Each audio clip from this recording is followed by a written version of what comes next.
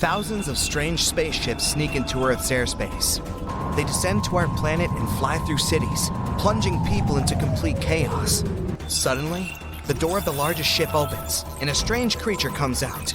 It tries to copy our language and says they had come from a distant star, Proxima Centauri. Something like this might happen because scientists have recently picked up a strange radio signal off that star. Proxima Centauri is the closest star to our solar system. It's only 4.2 light years away. That means a beam of light that starts from this star reaches Earth in 4.2 years. That's also 270,000 distances from Earth to the Sun. The star Proxima Centauri itself is too pale for us to see with the unaided eye in the night sky. But its system hides a little secret. Let's fly there and take a closer look. So here's this red dwarf. It's 7 times smaller than our Sun and 8 times lighter. Proxima Centauri is 1.5 times bigger than Jupiter and almost 150 times heavier. But what we're looking for is a little further away.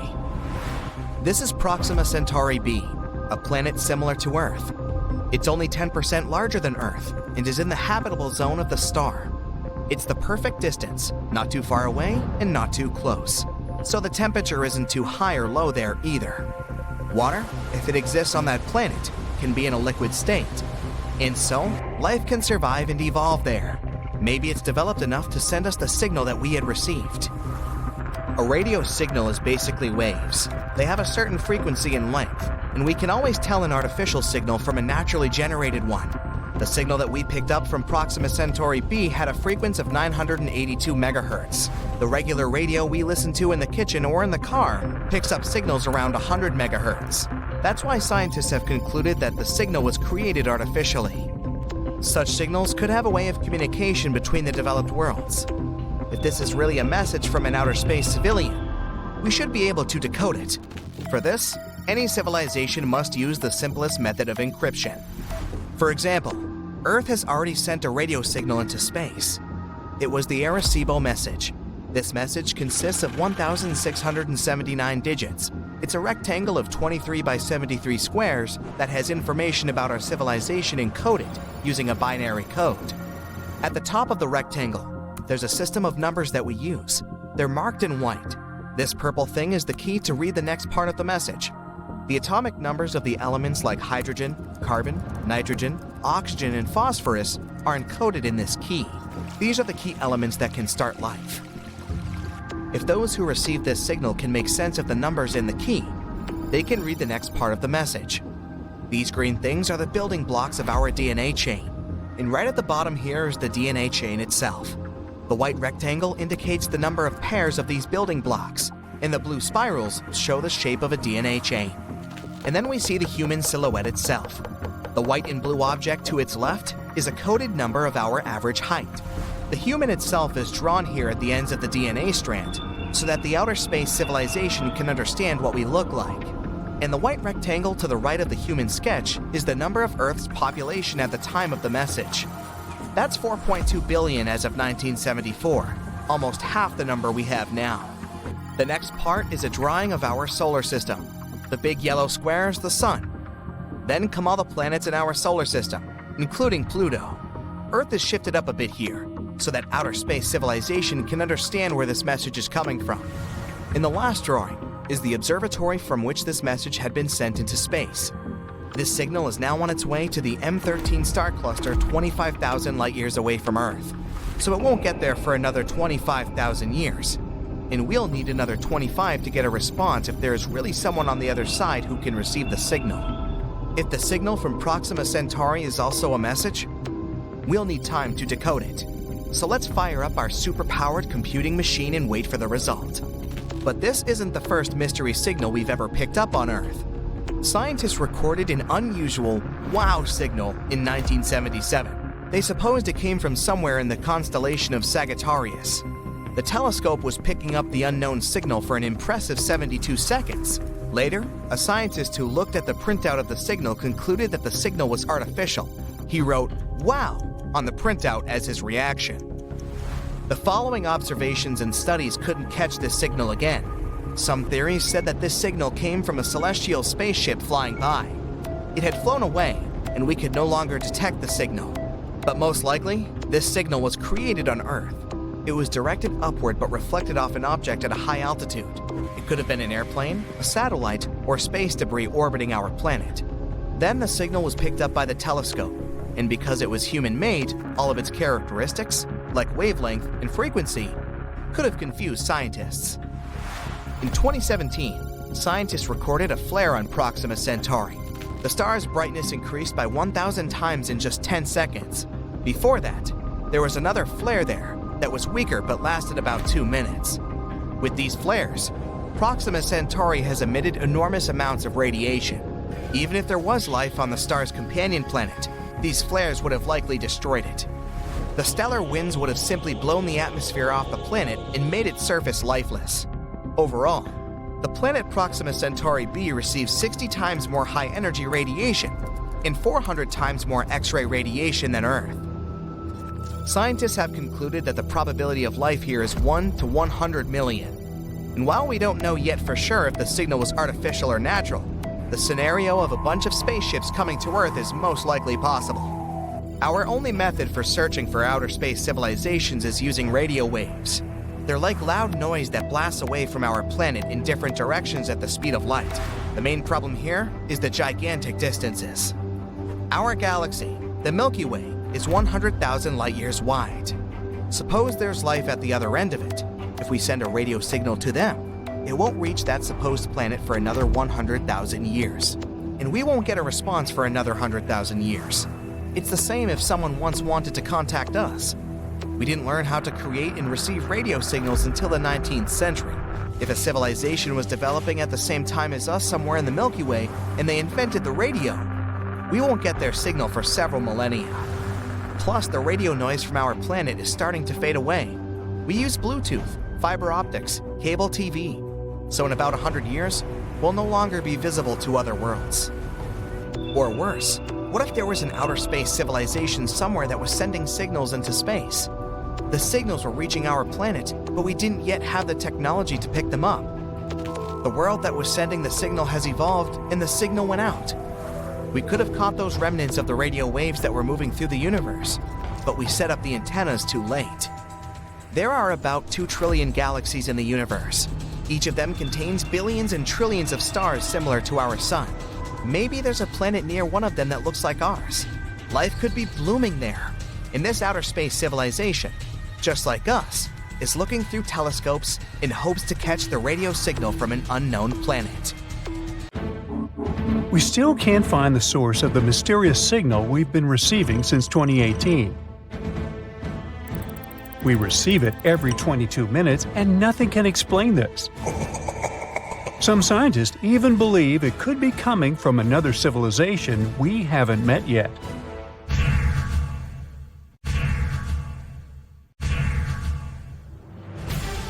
This strange radio signal wasn't found by a scientist on a serious mission.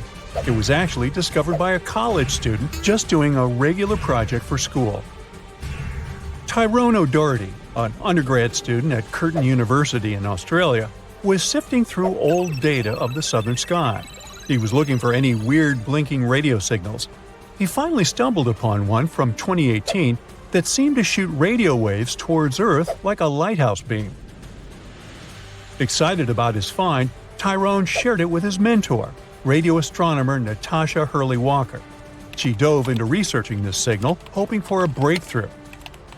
But despite checking different frequency data, they hit a dead end. But then, Natasha spotted a pattern. The signal repeated every 18 minutes. This was huge. But just as they were gearing up to study it further, poof! The signal vanished after only 3 months, leaving them with nothing. Not giving up, Natasha and her team scanned the skies again, desperate for a clue. Months passed, but nothing turned up. They were ready to give up, and then suddenly, a new signal popped up. This one kept blinking for 5 minutes, then it disappeared. And then it came back exactly 22 minutes later. The main question was if that signal was related to an 18-minute one. To figure it out, Natasha went back to the old radio data from that area. As they dug deeper, they realized that, yes, and these signals aren't anything new. They've been beaming towards Earth for 35 years. Back in 1988, Indian and American telescopes had caught them, but they got buried under tons of other data. This was great news for space explorers because it meant they could now calculate how far away this mysterious object was. After doing the math, they figured out it was incredibly far, even on a space scale, 15,000 light-years from Earth. Now, the only thing left to uncover was what exactly this object was. Walker and his team started comparing it to all the known radio-emitting objects out there, yet its source remains a mystery. The signals still pop up every 22 minutes on NASA screens, always ending with a frustrating match not found message. The scientists called it J183910. Some think that the signal might come from some extraterrestrial beings. Maybe it's the signal that SETI, the search for extraterrestrial intelligence, has been waiting for. This project has been working for over 50 years, trying to find any evidence of life beyond Earth. They also scan the skies for radio waves, laser pulses, and other mysterious signals. So maybe it's a way for extraterrestrial folk to communicate their location. While that idea may sound exciting, we need to be careful about jumping to conclusions. First, we don't have solid proof for that. Before any concrete evidence, it's just speculation. And also, there are other more plausible explanations. Most likely it comes from a natural phenomenon, and there are a couple of theories for that. The first one is the pulsar theory. Imagine a huge star in space much bigger than our Sun. Sometimes these big stars finish their life journeys in a spectacular event called a supernova. When this happens, the star's core collapses, becoming super compact, as if you're squeezing all the stuff from that star into a tiny space. That tiny, super-dense core is called a neutron star. Some of these neutron stars are extra special. We call them pulsars. They get their name because they seem to pulse with energy, like a space lighthouse. These pulsars have incredibly strong magnetic fields, much stronger than what you'd find on Earth. They're like enormous magnets in space. Because of this, they shoot out beams of energy. They're also spinning super fast, so these beams of energy seem to pulse on and off as they spin around. Now, the strange signal we detected seems to have similarities with pulsars, but not quite. Pulsars usually have a predictable lifespan and slow down over time, eventually stopping their radio signals. In contrast, our mysterious signal is quite persistent and is blinking beyond what's expected for pulsars. So, maybe it's not a typical pulsar, or not a pulsar at all. There's also a magnetar theory. Now, a magnetar is another type of neutron star. They're like supercharged versions of pulsars, with even stronger magnetic fields and slightly longer pulsating periods. Maybe this is what causes our signal's intense persistence. However, when we plotted the data, we also realized the signal didn't match the magnetar's vibes either. Magnetars not only send out radio waves, but also powerful X-rays because they're so energetic. But the signal we received was only sending out radio waves. So we figured it's not a pulsar and not a magnetar. The signal's behavior is very strange and suggests an unnatural source. This means there might be something in the universe that scientists haven't fully explored yet. And there is a space object that we don't know much about. The final theory is the so-called dwarf pulsar. Sounds a little dopey to me. Couldn't help myself. Now, a dwarf pulsar is like a star that blinks with light flashes, similar to pulsars, but it takes longer for each blink. Usually, white dwarfs are the leftovers from smaller stars. They don't blink because their magnetic field isn't as strong as pulsars. But when a white dwarf becomes pretty hefty, almost the mass of our Sun, it gets super dense and starts pulsating with a strong magnetic field, just like pulsars. They have a cool quirk. White dwarfs are made of electrons, not neutrons like pulsars. When these charged electrons start dancing with a magnetic field, they shoot out periodic light flashes, which happen every 100 to 1,000 seconds. As you remember, our signal has a period of 22 minutes. 1,320 seconds, a bit longer than the usual white dwarf pulsars, but it's much closer to the truth. So far, this sounds like the most plausible explanation, but even this theory isn't fully confirmed yet. This just shows how much there is in the universe that we're still figuring out. For example, fast radio bursts, another mysterious type of signal we've been detecting.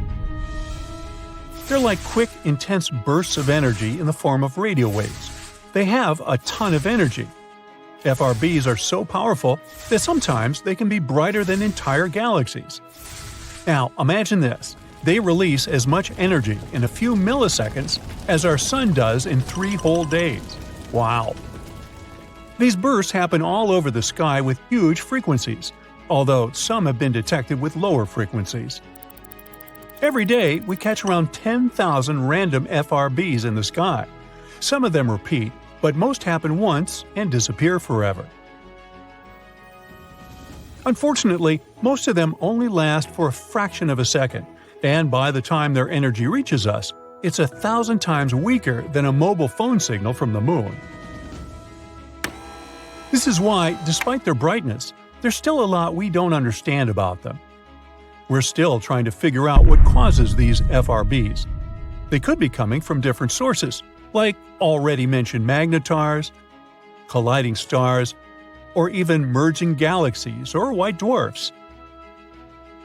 As these bursts travel through space, they pick up information about the cosmic environments they pass through, like interstellar gas clouds. It's very unlikely that FRBs are some messages from extraterrestrial beings, though. Not only because there are thousands of them every day all across the sky, but also because we know that the sources of these bursts must be incredibly energetic themselves. Our neighbors would have to have equipment stronger than entire galaxies for that. But the bottom line is, while all these signals are fascinating, there's still a ton to learn about them. Remember that mysterious wow signal astronomers have been wondering about for the past 40 years? Well, buckle up, because we have some interesting news about it. For those of you who may not know, the wow signal was a radio sound detected back in 1977 by an astronomer while working at the Big Ear Radio Telescope in Ohio. The signal was so unique and intense that the man scribbled "wow" in the margin of the data printout, and the name stuck ever since. But what made the wow signal so special? Well, for one thing, it was never detected again. Despite astronomers pointing their telescopes to that same region of space numerous times over the years, the signal never reappeared. It was like a cosmic one-hit wonder. Now, for decades, scientists have been trying to decipher the mystery behind the wow signal. Was it a message from an intelligent civilization living outside our planet? Or was it just some random cosmic noise? Years ago, one study claimed that the wow signal was caused by a comet named 266P Christensen. It was passing through that same region of space back in 1977, and its hydrogen could have emitted a radio signal that just happened to be in the same frequency as the wow signal. This information was soon dismissed by specialists, who claimed comets don't emit such radio waves. Another theory concerning the wow signal was that it might have come from a sun-like star. This was based on the idea that the signal was indeed caused by a natural phenomenon, not by little green creatures wandering in space. This star is found in the constellation of Sagittarius at a distance of 1,800 light-years. Now, this distance might sound like a long way, but in terms of the vastness of space, it's practically next door. It was promising because it had some interesting features too. It was very similar to our sun in terms of temperature, luminosity, and size. Sadly, after studying this sun twin star a bit more, scientists couldn't pinpoint the wow signal to it with complete certainty. There may be other stars in the same area that could have emitted the signal. We just don't know for sure. So, what does this mean for the search for life outside our planet through the wow signal? Well, it means that we're back to square one for the most part. We still don't know what caused the wow signal, and we don't know if it was caused by an intelligent civilization or a natural phenomenon.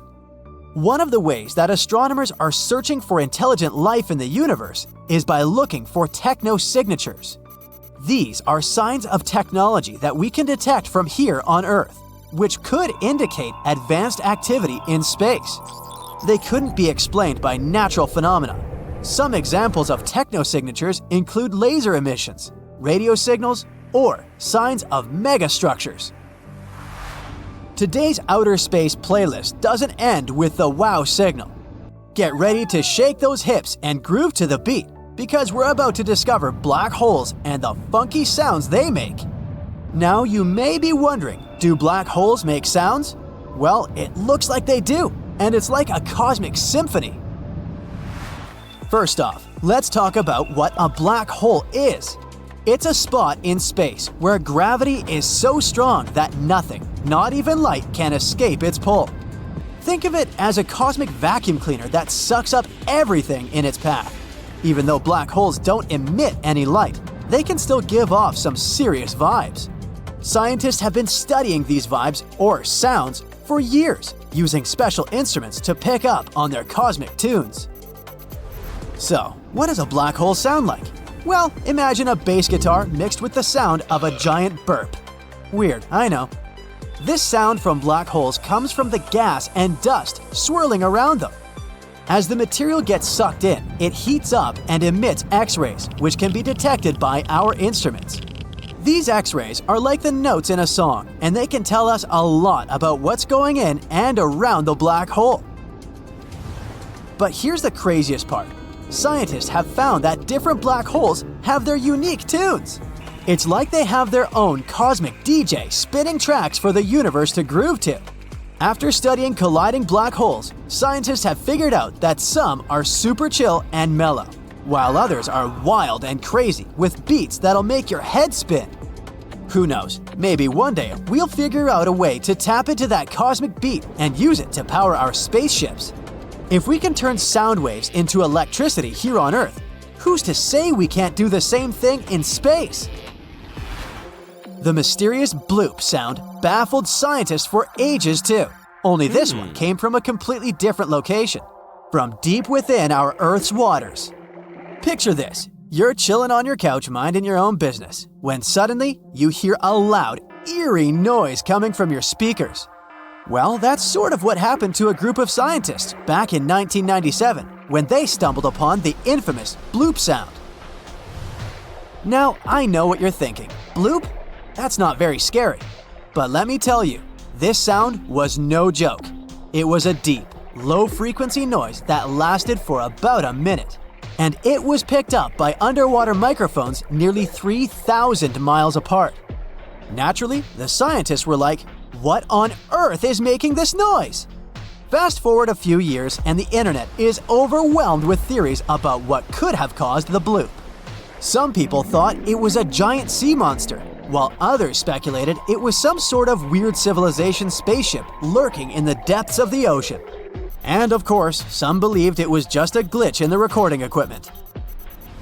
Despite all the speculation, the mystery of the bloop remained unsolved for years. But back in 2005, scientists finally revealed the true culprit behind the spooky sound. Turns out, it was just an iceberg.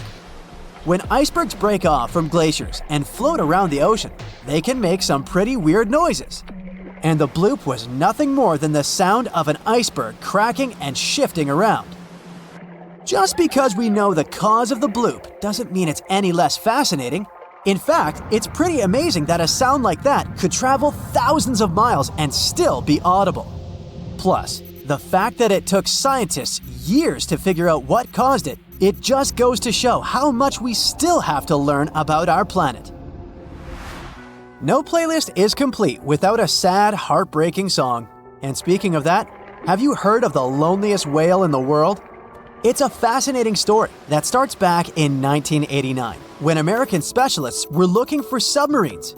Instead of submarines, though, they stumbled upon a whale that had a uniquely high-pitched voice, which earned it the title of the loneliest whale. Why is it called the loneliest whale?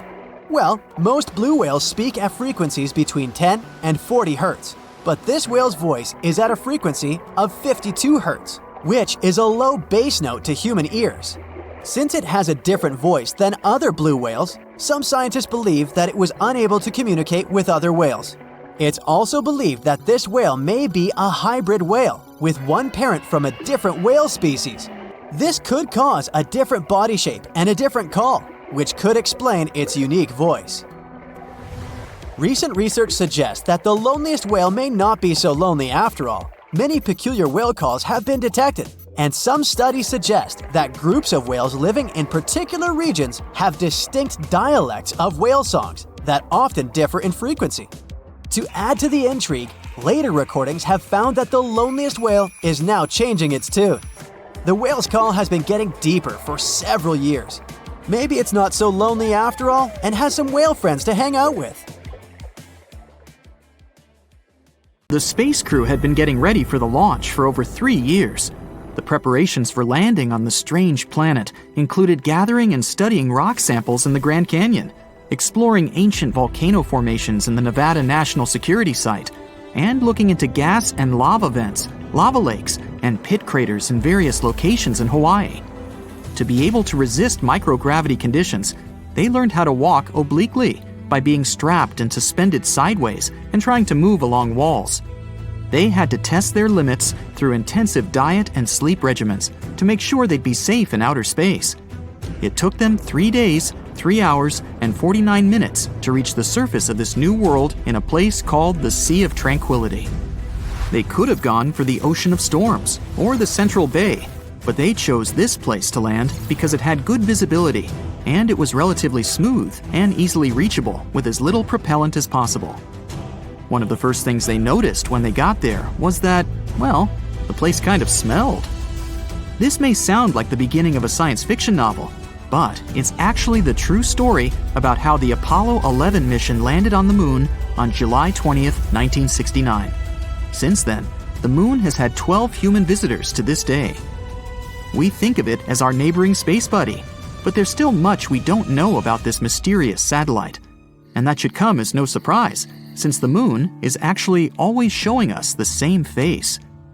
That is because the Earth and its only permanent natural satellite are in synchronous rotation, which makes us think it's always permanently still. The truth is, it's not in a fixed position, and it is actually moving further and further away from the Earth each year by 1.5 inches. Believe it or not, the Earth and the Moon, although being 238,855 miles apart, deeply influence each other. While the Moon is partially responsible for the tides of the seas and oceans on our planet's surface, our Earth is actually to blame for movement on the Moon. They're called moonquakes, and they last way longer than earthquakes, some of them up to half an hour. It may look perfectly round to us on a warm summer's night, but the Moon is actually oval. The lemon-like shape is caused by the Earth's gravitational pull. Our moon features more than footprints when it comes to traces of humans. In 1969, American astronauts left many objects on the surface of our satellite, such as 2 golf balls, a drawing by famous artist Andy Warhol, and a message from Queen Elizabeth II herself. One of the last people to walk on the moon to this day, an astronaut named Eugene Cernan, scribbled his daughter's initials on the moon's surface in 1972. Since it appears there's no wind or any other type of weather change there, the letters TDC could remain there permanently. It's actually possible to be allergic to the moon. Harrison Jack Schmitt, an astronaut from the Apollo 17 mission, spent some time in a valley in the Sea of Serenity, then climbed back into the crew's lunar module, but had some moon dust on him. Just as he removed his spacesuit, he got red eyes, sneezing fits, and other allergic reactions that lasted 2 hours. Since it's so close to us, we've established that the moon has a time zone of its own. We call it the Lunar Standard Time, but it doesn't correspond to time on Earth. To get an equivalent, the explanation is a bit more complex, but in simple terms, a year on the moon is split up into 12 days, each one about as long as a month on Earth. Each one of these days got its name after a different astronaut who has walked on the moon. The start date of this calendar coincides with the moment Neil Armstrong walked on the moon. So, the lunar year 1, day 1, began on July 21st, 1969 at 2:56:15 Universal Time. Since the moon has a very thin atmosphere, it has some pretty crazy temperatures, both hot and cold. They can go up to 200 degrees Fahrenheit. Over by the moon's poles, however, the temperature is always at around minus 400 degrees Fahrenheit. Humans have tried to trace the connection between our natural satellite and the Earth for as long as we can remember, coming up with words to explain why the moon's existence influences us so. In the Middle Ages, scientists and philosophers thought that during a full moon, some people were more likely to experience different health conditions. Because they saw this inexplicable connection to the full moon, people with these symptoms were named lunatics, or at times, literally, moonsick. People are not the only creatures living on Earth that are affected by moon cycles. Dog owners are 28% more likely to take their pet to vet emergency rooms during the full moon. You may think that's the reason why wolves have this preference for howling at a full moon, more so in popular culture. But scientists haven't been able to find any connection between wolf behavior and the lunar cycles, so it might as well just be a myth. The largest known crater in our solar system is also found on our moon, and is called the South Pole Aitken. This giant formation is located on the far side of the moon and measures 1,550 miles in diameter. One of the many things we've yet to fully understand about our satellite is the unusual flashes of light that can sometimes be seen on its surface. Scientists have named these outbursts transient lunar phenomena, or TLP in short, and they have been seen all over the world for centuries. One of the first instances of TLP dates back to 1178, when monks from Canterbury claimed to have seen a flaming torch on the surface of the moon after the sun had set. TLP does not simply mean light flashes. Reports also have detailed other unusual events, such as gas-like mists, reddish, green, blue, or violet colorations, or even the darkening of certain locations on the moon. Is something strange happening with our moon? Is it the beginning, or did we just start noticing it with the newer space study equipment we have nowadays? There are a lot of different theories that scientists have developed trying to piece together what can be causing these events. The unusual flashes on the moon can be caused by anything from meteoric impacts to electrostatic activity. It's difficult to pinpoint the explanation for each event, since most of these episodes are recalled either by a single observer on Earth or from a single location. The fact that there is noticeable seismic activity on the moon can also explain why we can sometimes see unusual flashes of light on the surface of our satellite. When the moon's surface moves, it can cause different light-reflecting gases to erupt, which can explain luminous developments. Some scientists have even suggested that residual geologic activity may also be the cause. This is all the more shocking, given that we've always looked at the moon as a lifeless world. Did you ever notice that our moon can change its color? There are actually many scientific explanations for that. The moon appears to be a brown-tinted gray when you look upon it from outside of the Earth's atmosphere. When gazed upon from the Earth's surface, the moon appears to change color depending on various phenomena. The moon seen near the horizon will most likely be yellow or red-tinted. The rarer, blue-colored moon indicates that you're looking at our satellite through an atmosphere carrying larger dust particles. The moon can even appear purple at times, but what causes this specific hue is still up for debate. The fact that we don't know exactly if or how much water there is on the moon's surface is not the main reason why we aren't already building houses up there. It seems that radiation actually has a lot more to do with it. Recent studies have shown that the moon's surface has a radiation rate 5 to 10 times higher than that you experience on a transatlantic passenger flight. That also means it's 200 times higher than the rate on the Earth's surface. In future lunar explorations, like the Artemis project for example, scientists need to take this into consideration, not to expose the astronauts. Named after Artemis, Apollo's sister, this program aims not only to place astronauts on the lunar surface in the future, but also to build some sort of an establishment there to study the moon in safe conditions. While the project started in 2017, the first planned mission is set for launch in summer 2022, with an estimated duration of 25 days. The space object, with no crew on board, is planned to reach lunar orbit and safely return with sufficient data for the next 4-person mission scheduled for May 2024. Artemis 3, 4, and 5 are expected to be launched in 2025, 2026, and 2027 respectively, each with a planned duration of approximately 30 days. Voyager 1, which has been traveling through interstellar space for more than 45 years and is trailing a long gray beard by this time, not really, it suddenly began to send strange signals to Earth. Even more bizarre, there are no signs that the probe has broken or anything. Scientists from NASA are desperately trying to find the reason. So, what's happened exactly? First of all, let me tell you a bit more about Voyager 1 and its long journey. Voyager 1 is an American space probe.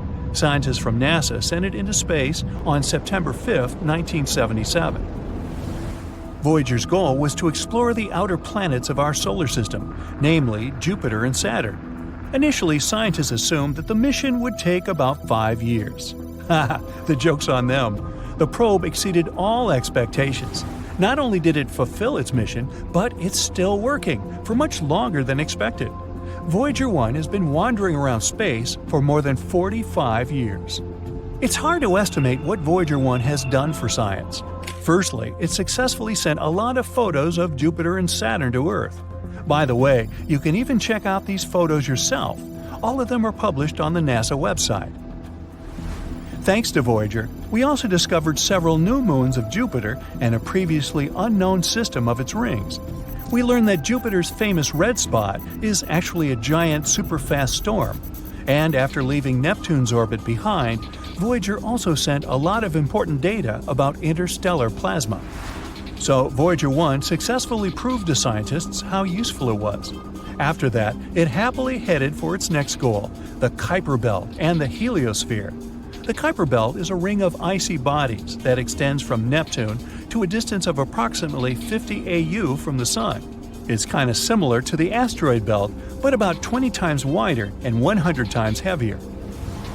And the heliosphere is an area around the Sun where the pressure of the solar wind is balanced with the pressure of interstellar gas. Yeah, I know, it sounds like some hard scientific stuff. Just keep in mind that this data really helps us understand the universe as a whole. So, this is Voyager's last task, to tell us more about interstellar space. The probe has already sent us more than 60 frames for a mosaic of the solar system from a distance of over 4 billion miles from Earth. Scientists used these frames to make a big colored picture. The photo was called the pale blue dot, and you've probably already guessed what that dot is. Yep, that's what our Earth looks like through Voyager's eyes. This photo clearly shows how tiny we really are, and how precious and fragile our planet is. But Voyager 1 also has another, even more important mission, to tell other civilizations about us humans. You might have heard about the famous Voyager Golden Records.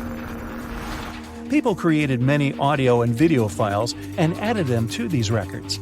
There are a few sections. The first one contains hello in 55 languages, including ancient and extinct ones. Almost 80% of the recordings are different musical pieces, like Bach, Beethoven, Mozart, and Stravinsky. Folk music from different countries and ages, and a bit of the blues, like famous songs by Louis Armstrong and Chuck Berry. The remaining 20% of the recordings contain different human voices, sounds of nature and animals, as well as 116 images encoded as audio signals. There's also recordings of speeches by Kurt Waldheim, a former UN Secretary General, and Jimmy Carter, a former US President. These are just some friendly messages. In addition to the records, scientists also packed a needle for playing them. Don't worry, they also left a simple drawing that showed how to use all this stuff and how to translate the sounds into pictures. They added Earth's coordinates, which they created using a pulsar map. It shows the position of the Sun in the Milky Way. The record was packed in an aluminum case and covered with gold to protect it against radiation and cosmic dust. Carrying this record, Voyager 1 set off on its long journey, and it has already traveled quite a distance, I'd say. Right now, Voyager 1 is 154 astronomical units away from us. That's about 14.5 billion miles. This makes it the most remote human-made object. Initially, this title belonged to the Pioneer 10 mission, but Voyager overtook it in 1998. What a bargain for NASA! It's way beyond its best-by date. Voyager 1 is actually so cool that it even overtook its twin brother, Voyager 2, which, by the way, had been sent into space 2 weeks earlier. Voyager 1 moves at a speed of 9.7 miles per second. That's 35,000 miles per hour. Even the fastest sports car in the world travels at a speed of only 305 miles per hour. So it's hard to imagine the speed of Voyager. Anyway, at the moment, Voyager is heading to the borders of the Oort cloud. That's the name of a hypothetical layer of icy objects surrounding the solar system. Astronomers haven't confirmed its existence yet, but they're almost sure it's there. After all, even black holes were only a theory not so long ago. Unfortunately, Voyager 1 won't return back to the solar system. It'll keep in touch with Earth at least until 2025. But eventually, we'll lose the connection with it for good. In 300 years, it'll reach the borders of the Oort cloud.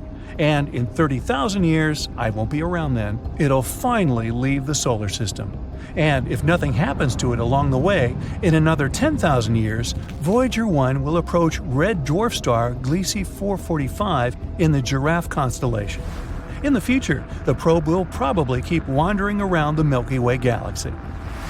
And now, let's finally discuss the mysterious signals part. So, what happened? Well, a rather unusual thing.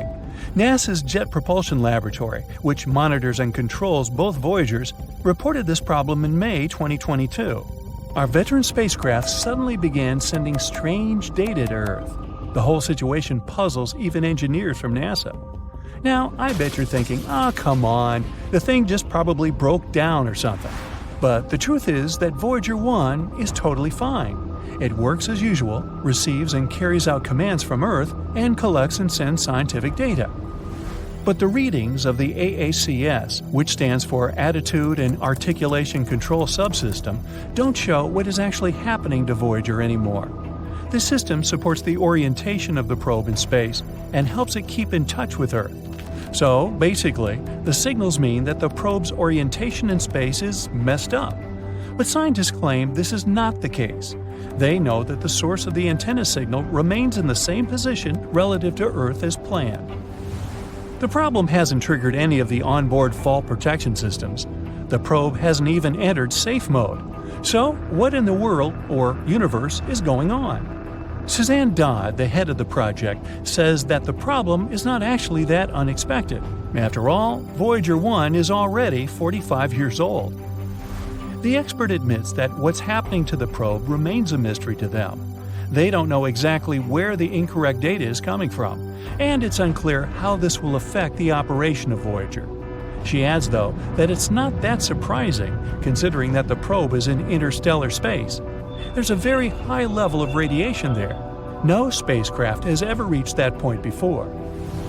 Scientists from NASA say they'll keep closely monitoring the data coming from Voyager 1 until they figure out the problem. If they find it, the management team will try to fix it. Otherwise, the team will have to adapt to the new conditions. It might not be enough just to understand the problem, though. It takes as much as 20 hours and 33 minutes to receive the signal from Voyager, and it takes the same amount of time to respond to it. Well, at least the second spacecraft, Voyager 2, is totally fine, even though it's also currently in interstellar space at a distance of 12 billion miles from Earth. Anyway, we can only wait for news and hope that the problem will be resolved. I actually wonder how much longer can Voyager 1 last? Will it be able to fly to the borders of the Oort cloud in 300 years? What do you think? I'd like to hear your thoughts in the comments. For centuries, people believed that all swans were white because that was all they had ever seen. They thought it was a universal truth. Then one day, someone discovered a black swan.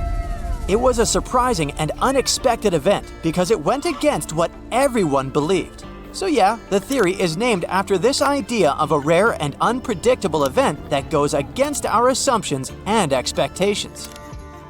It isn't related to the Darren Aronofsky movie. You know, the one starring Natalie Portman as a committed dancer? Nassim Nicholas Taleb is the person who named this theory. He suggested that these types of super rare and unexpected events are impossible to predict, but they can have a massive impact on individuals, businesses, and societies.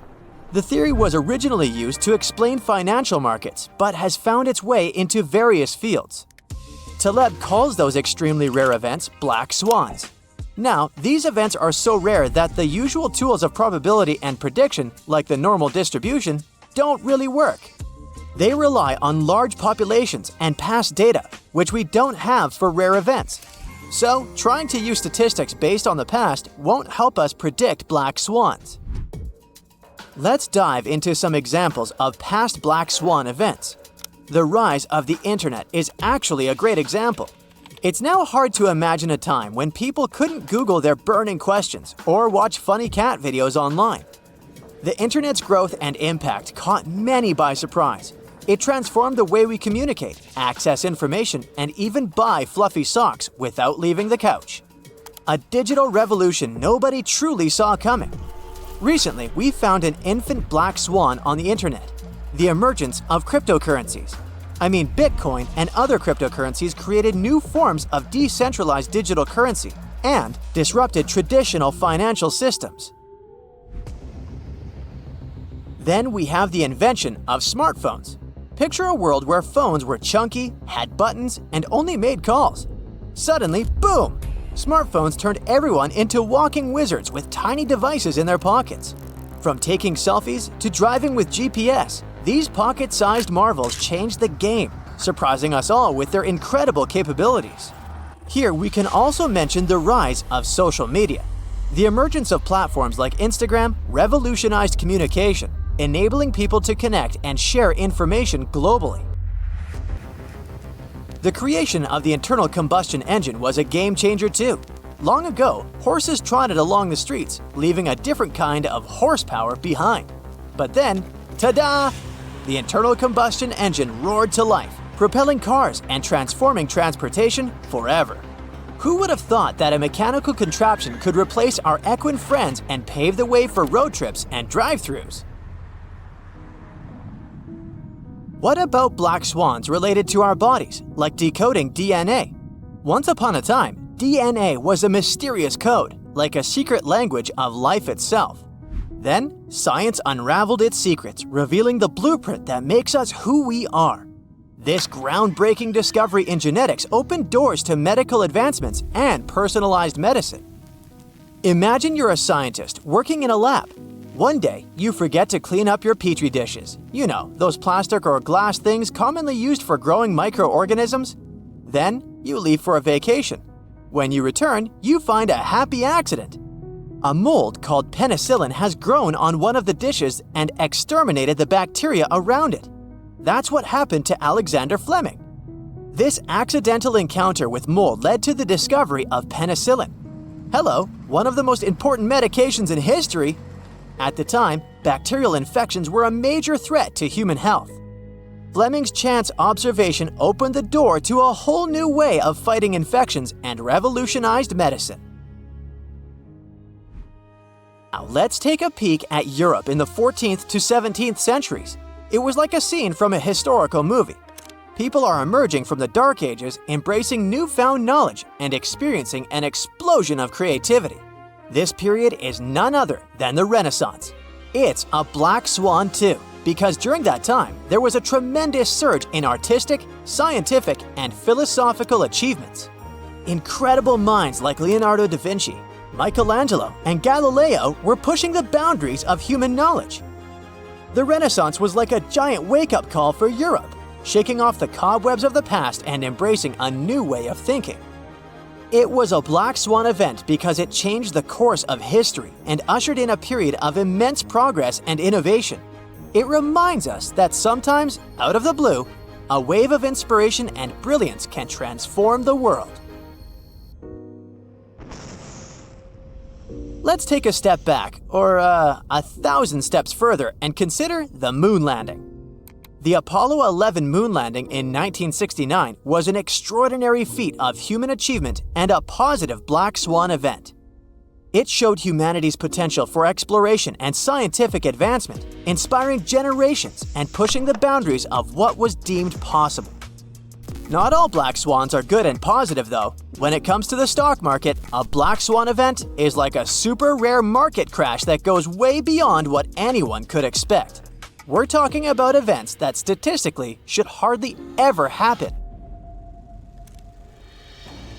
The Great Depression is a classic example of a black swan event.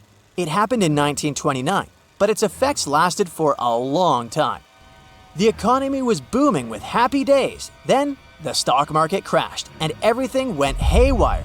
It was almost impossible to predict, like trying to guess the lottery numbers but on a global scale. The world had never seen such a massive economic meltdown. At its peak, 25% of Americans found themselves without a job. The economy took a nosedive. The US GDP dropped by 30%. Over 9,000 banks waved the white flag and said, "We're out." Oh, and there's something called a gray swan event, too. It's not as rare as a black swan, but it's still an outlier. The good news is that gray swans are a bit more predictable than black swans, so we can better prepare for them and take some measures to protect ourselves. Let's play a little thought game. Imagine we're weighing a bunch of people, and one of them happens to be the heaviest person in the world. Even if that person weighs 2,000 pounds, it doesn't really make a big difference in the overall average weight of everyone we weigh. It's like a drop in the bucket. This shows that extreme outliers like this super heavy person don't have a huge impact on the average. Now let's do a similar experiment, but this time with wealth. We gather a group of people, including one billionaire. What if that billionaire's wealth is 99% of the total group's wealth? Unlike the weight example here, the outlier dominates everything else. This is what Taleb calls extremistan, where a small number of people have a huge portion of wealth, while others have very little. Taleb argues that the modern world operates more like money. It's mostly digital and not constrained by physical or biological limits. While most people don't make a lot of money, a few can make a ton. The same applies to other areas like music, book sales, and more. This winner-take-all system rewards a small number of individuals disproportionately. We tend to believe we understand why these outliers exist. We think it's all about thinking outside the box, starting a revolutionary company, and working tirelessly. But what about those people who did all these things and failed? You don't often hear about them or find shelves full of books about their failures. There's a bias in the stories we hear and the information available to us. In the end, we became more vulnerable to black swans. So, whether it's a mold leading to life-saving antibiotics or an economic crisis, these events of the black swan theory show us that unexpected events can have impacts on our lives. By the way, the odds of being born are 1 in 400 trillion. For all we know and don't know, being born is an unimaginably improbable event that nobody could have truly foreseen. So if you're alive, in a sense, you're a black swan too.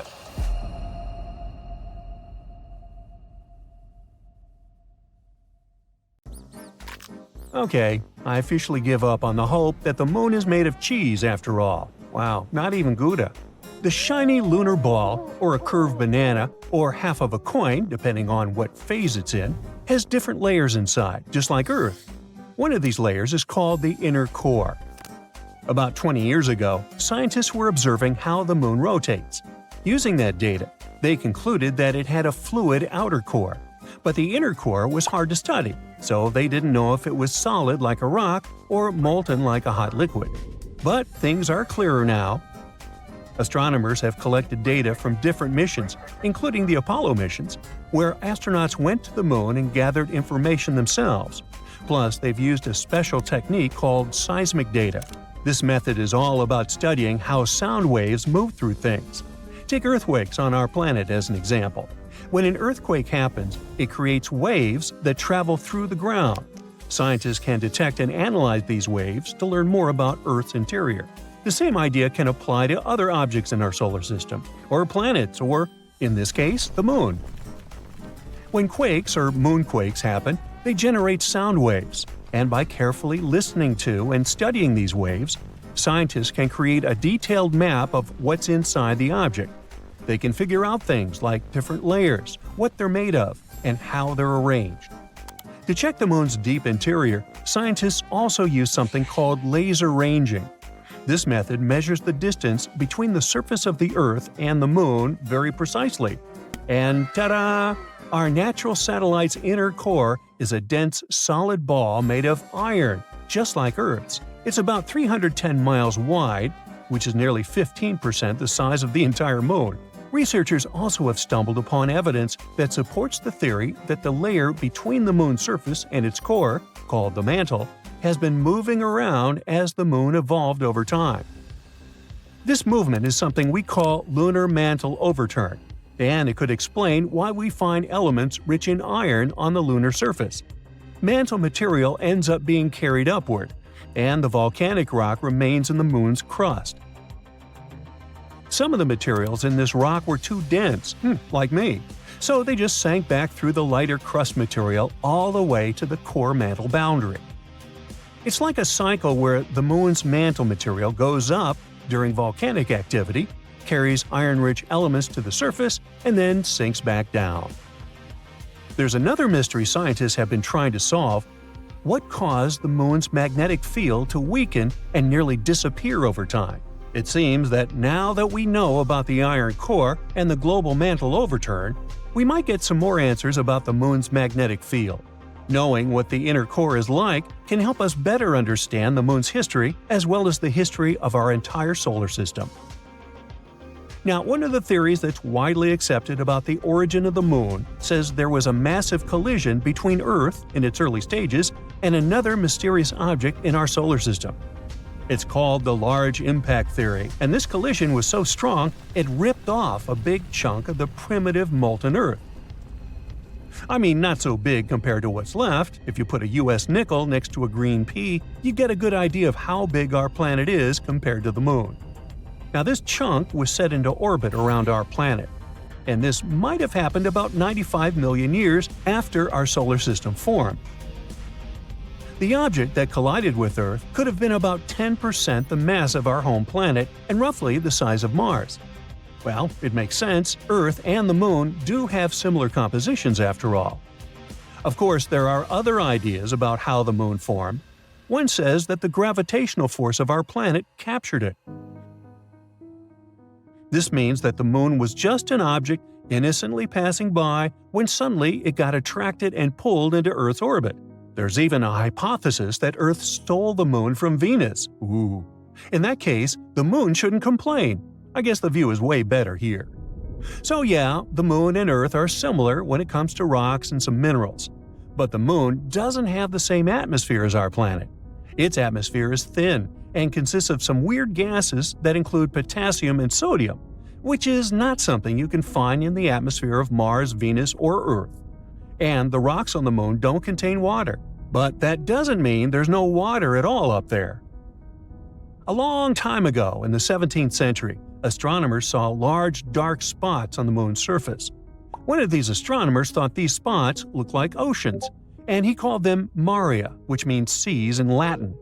Other astronomers also made maps of the Moon, and they used the term maria to describe these dark spots.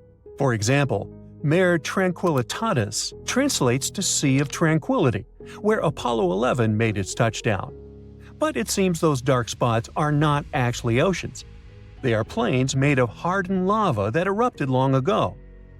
These volcanic eruptions left behind smooth flat areas called basalt plains. In the late 1800s, one sky watcher studied the Moon and found it didn't have an atmosphere. Without an atmosphere, there are no clouds and no air to keep water from evaporating. So scientists thought that any water on the Moon would just disappear right away. They believed the Moon was totally dry. But then, in 1961, one physicist had a different idea. He pointed out there could be water on the Moon in special areas called permanently shadowed regions. These are spots on the Moon where the sun doesn't shine, so they stay dark all the time. Water ice could exist in these dark areas because they're extremely cold and the ice wouldn't evaporate. But when astronauts from the Apollo missions went to the moon, they brought back soil samples, and scientists found no signs of water in them. So everyone went back to thinking that the moon was completely dry. In the 90s, NASA focused on these shadowed craters and found high concentrations of hydrogen, which meant there could be ice at the moon's poles. They still weren't certain, so they kept digging and, after a while, found hydrogen trapped inside tiny beads of volcanic glass.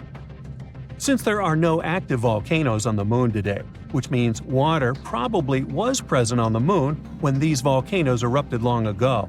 Plus, there could be way more water back in the early days of our moon.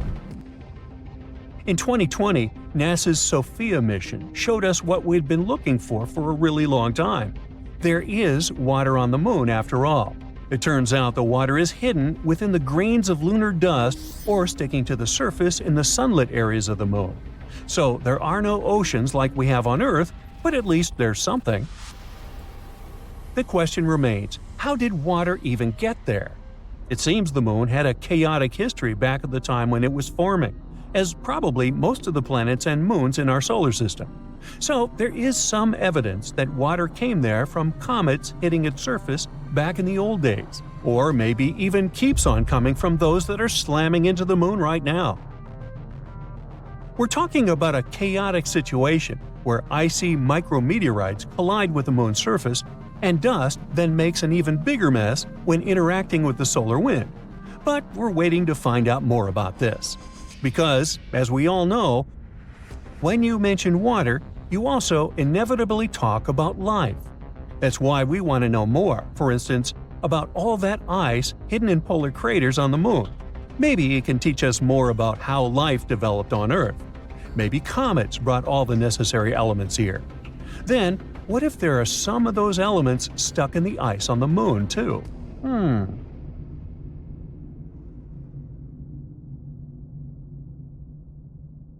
Now, think about the vastness of the universe.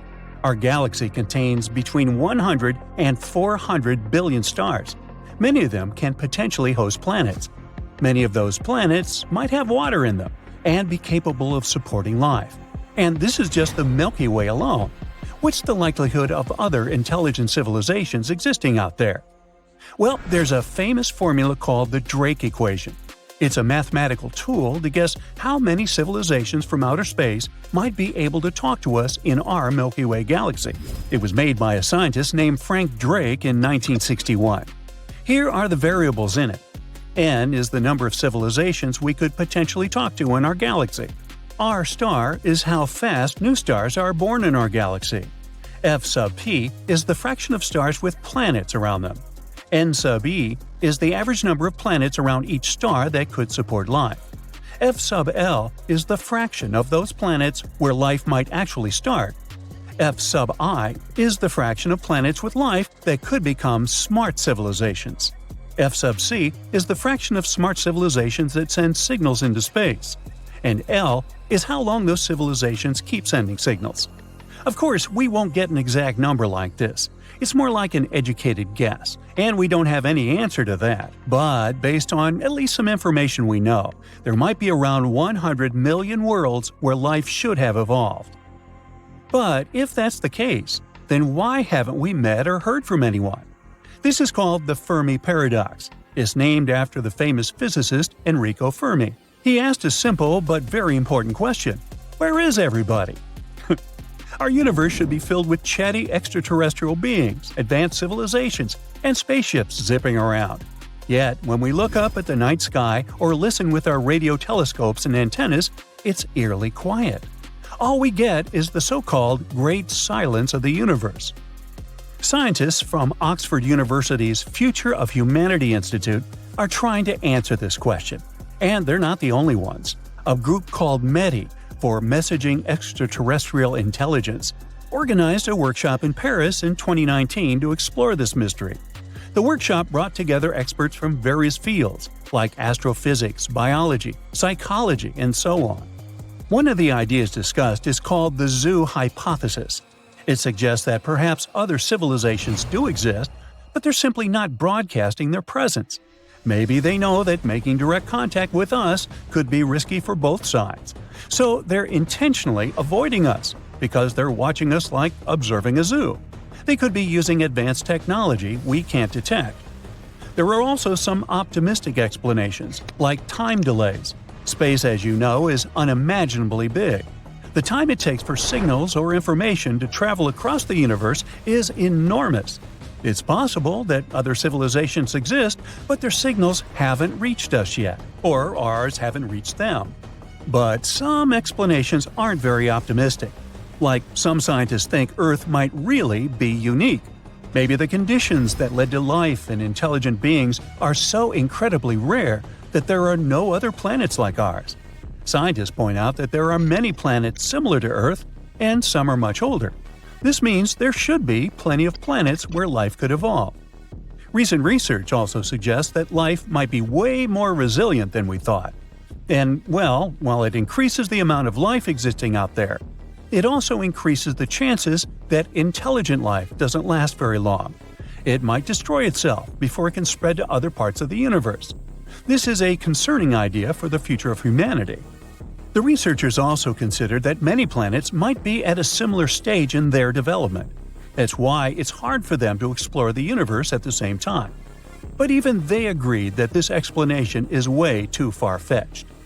And finally, one of the big potential explanations is called the Great Filter. This idea was suggested in the 1990s by Robin Hanson. It says that for life to develop and become advanced like us, it has to overcome some really tough challenges. First of all, the planet itself should have a good stable star and good enough conditions on it. Then life has to start on that planet. These life forms need to be able to reproduce using things like DNA. Simple cells must evolve into more complex cells. More complex organisms with multiple cells must develop. And eventually, these organisms must figure out how to reproduce, which increases genetic diversity. And finally, these organisms must be smart enough to use tools, create, and explore things.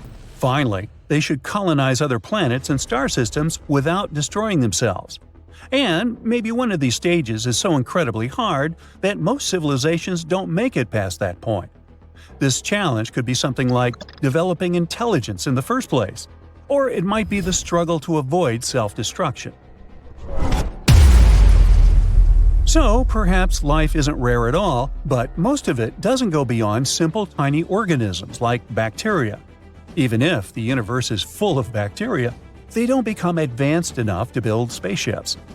The Great Filter might also be something from outside, like a huge asteroid crashing into a planet, a dangerous burst of gamma rays, or a massive star going supernova.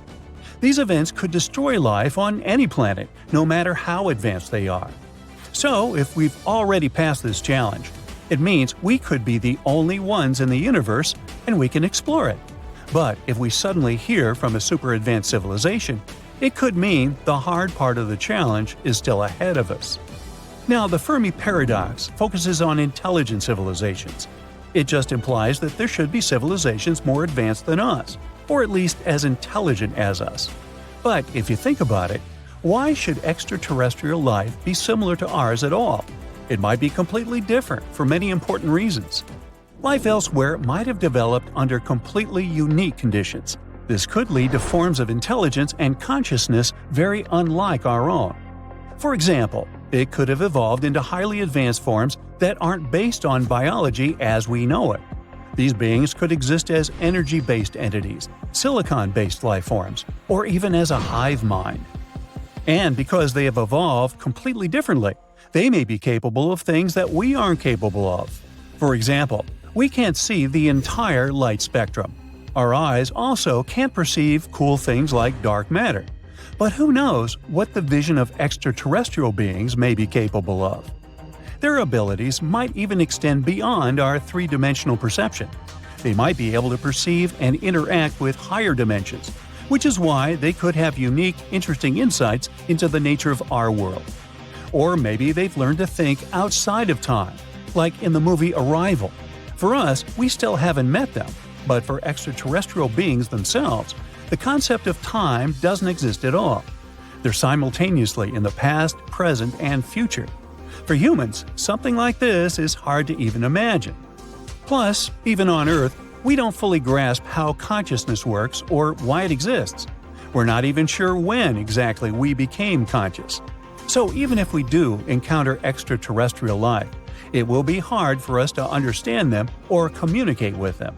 We think that they might have entirely different language systems, symbols, and so on, but they might not even have any communication systems at all. As you can see, the possibilities are endless. Evolution is a process that can go in many different directions.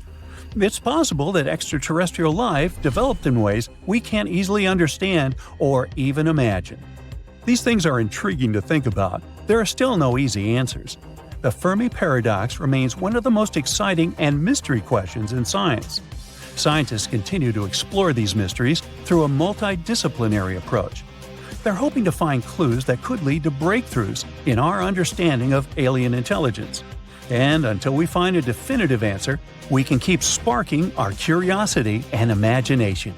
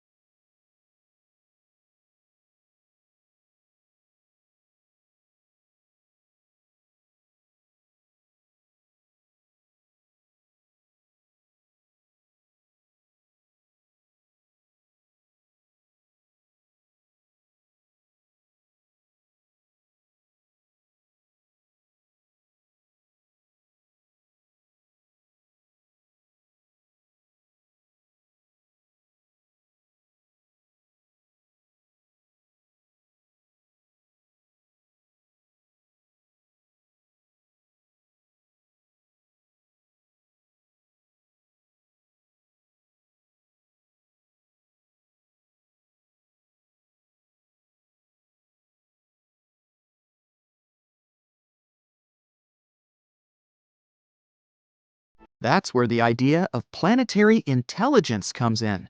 Just like individuals and groups can be intelligent, so can an entire planet. Researchers believe we should measure the planet's intelligence by its ability to keep itself going forever. And just like how humans need to work together to survive, a planet's collective intelligence is measured by the capacity of all the life on it to work together towards this same goal. It's like the planet is a complex system that knows how to take care of itself. Like forests. They can share nutrients through their secret underground networks of fungi. This helps all the trees stay healthy. We can obviously learn a lot from forests. If we jump into the fantasy universe while looking for intelligent, conscious planets, we'd definitely choose Mogo from Green Lantern. It's a specific planetary entity that can do things like changing its weather and altering gravity, plant growth, or some other surface conditions. Or how about the stunning Pandora from Avatar? Do you remember the fascinating scenes of flora and fauna there? With organs that might remind you of tentacles. They enable creatures to interlink with each other on a neural level. It's like the entire planet is like one giant brain, with many smaller trees, creatures, and its other pieces as its cells. We're far from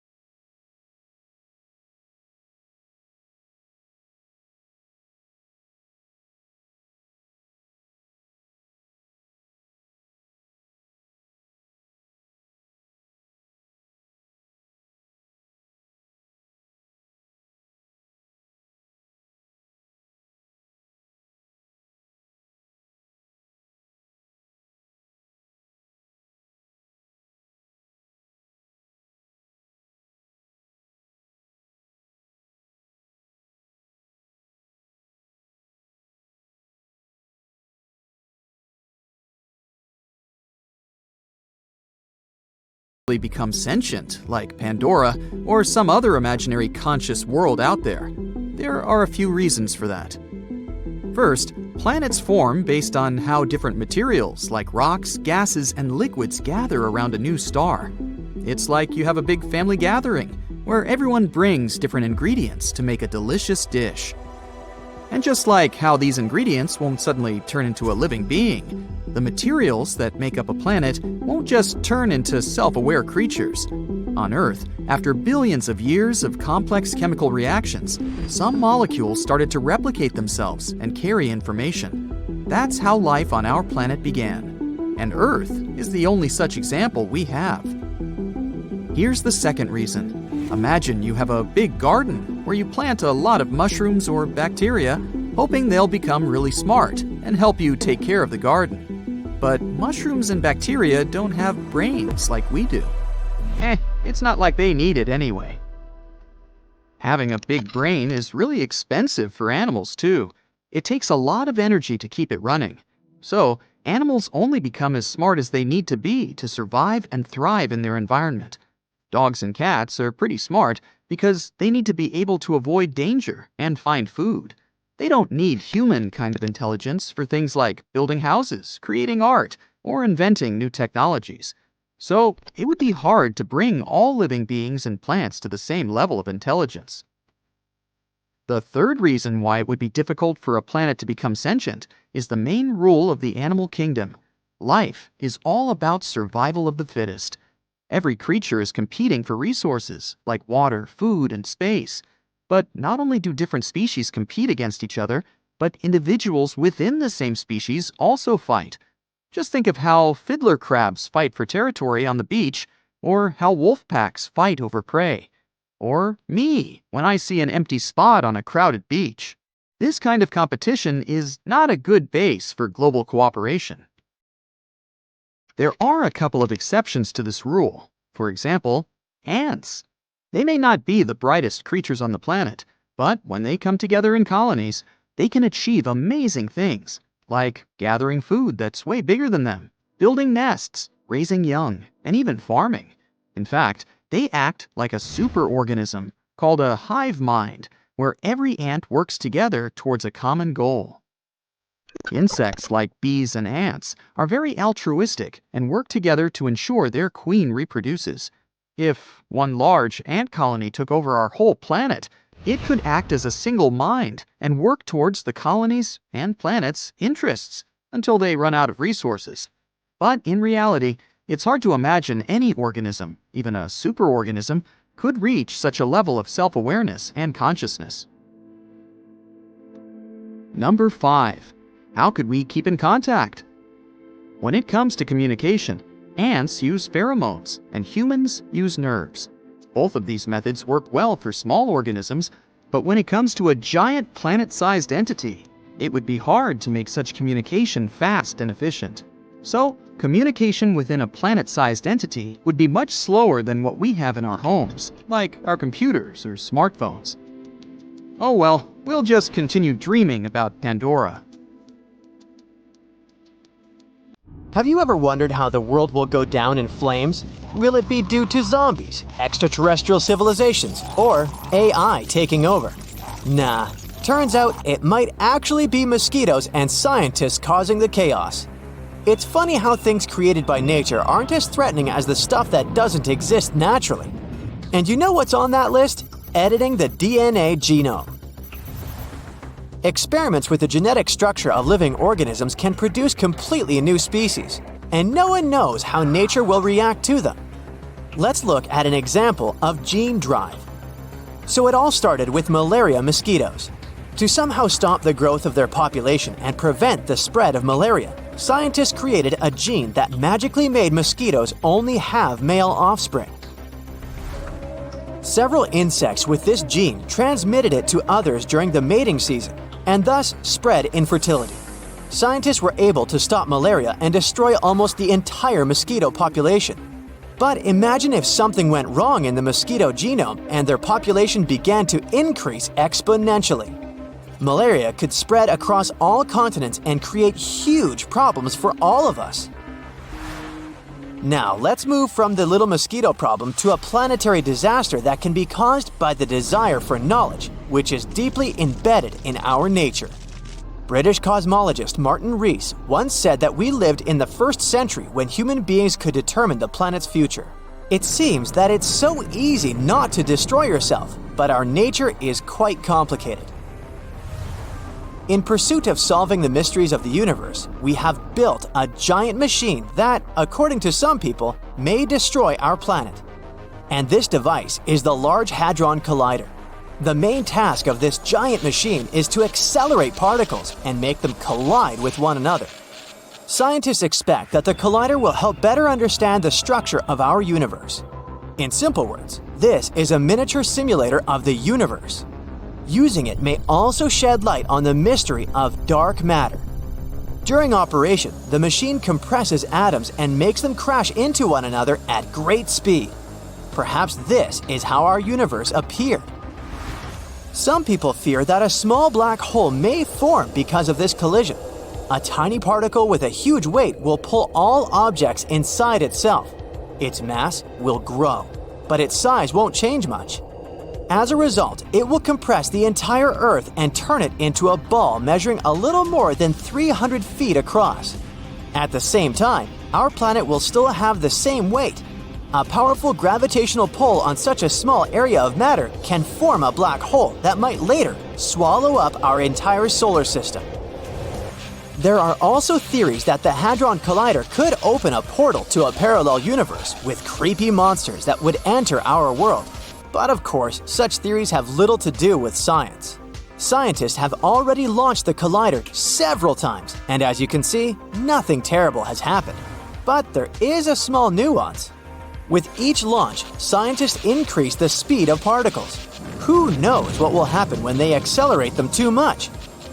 According to Martin Rees, the probability that Earth will become a black hole is very, very small. Particles with a much larger energy charge fly in space faster than in the Hadron Collider, and nothing catastrophic happens. Okay, now let's go back to our genomic games to see what else can happen if we continue experimenting with nature. The main problem might be an imbalance in ecosystems. In the 19th century, sailors accidentally brought mice to Gough Island in the South Atlantic Ocean. Rodents had no dangerous enemies there, so their population began to grow. Mice began to displace dozens of birds from their home. The rodents attacked the chicks and reduced the population of entire species. Trying to save the birds, scientists decided to get rid of the mice, but these little creatures still managed to survive. As a result, the balance of the whole ecosystem was disrupted. Using gene drive to get rid of one species can lead to uncontrolled population growth of another. Imagine that malaria mosquitoes controlled the population of some flies. And what would happen if these flies lost their main natural enemy? The population of these flies would start destroying other species, and it would begin a chain of destructive events. All this suggests that playing with things that don't exist in nature is very dangerous. We worry a lot about how artificial intelligence can take over the world and eliminate us. Still, at the same time, we don't pay attention to our actions. Genome editing can lead to positive consequences, such as the appearance of healthier people and destructive ones, like the creation of artificial bacteria that can cause serious health problems. In general, destroying other species is a trait inherent in humans. Because of our actions, many animals have disappeared from the face of the earth. Moreover, we even destroy each other. Such aggressive behavior is our nature. And artificial intelligence doesn't have anthropomorphic properties. Its logic may be completely different from ours, and instead of destroying people, it might strive to save them. And we have something to save us from. Remember the giant asteroid that erased more than half of the living creatures on Earth? The fall of the space rock caused a massive blast wave, a tsunami, earthquakes, and dust clouds that covered the sun. Dinosaurs and other animals couldn't survive in such conditions. But what if something similar happens these days? Fortunately, we're better prepared than dinosaurs. Firstly, we have the technology to track giant meteorites and calculate their trajectory. And artificial intelligence can also help us with this. Secondly, we can destroy an asteroid before it reaches us. several powerful rockets will quickly deal with any space rock and turn it into cosmic dust. Moreover, we will know in advance about its approach. But suppose that a huge stone the size of dozens of Everests will fly towards us. In that case, humanity should hurry with Mars colonization. But don't worry, observing the sky shows that large asteroids capable of causing severe damage to our planet are moving in a different direction. The most giant known asteroid that could collide with Earth might do so in 2088.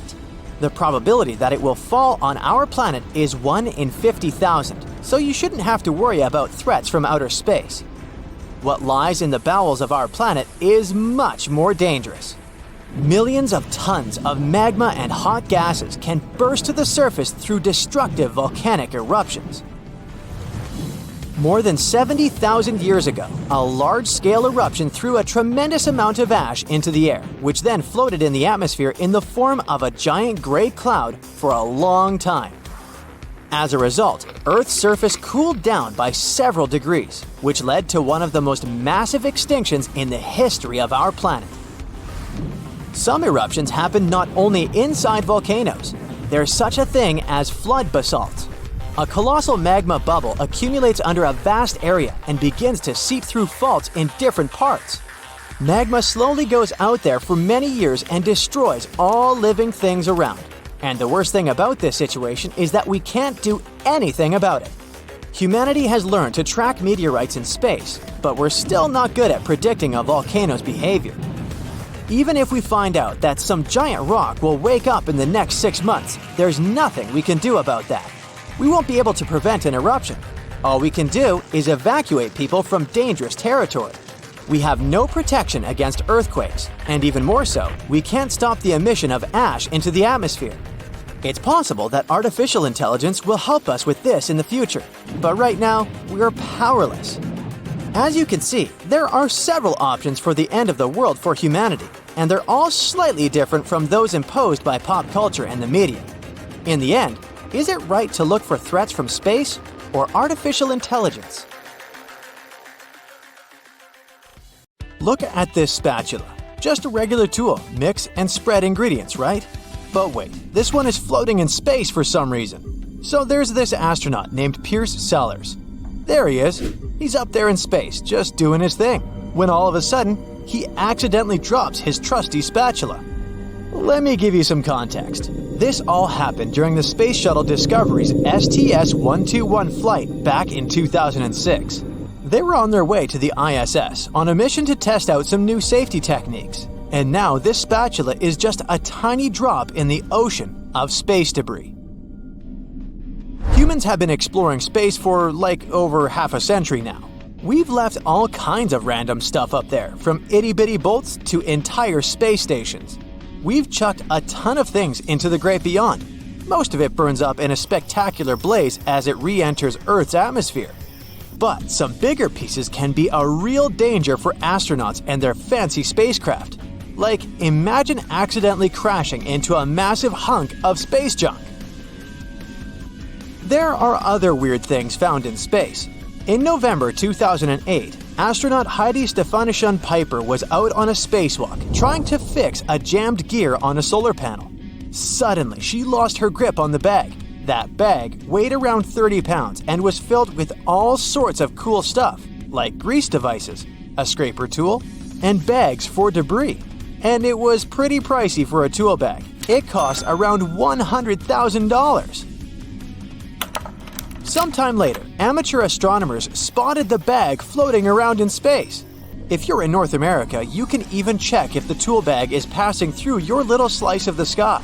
Just hop on over to spaceweather.com's satellite tracker and see if you can catch a glimpse of this interstellar tool bag.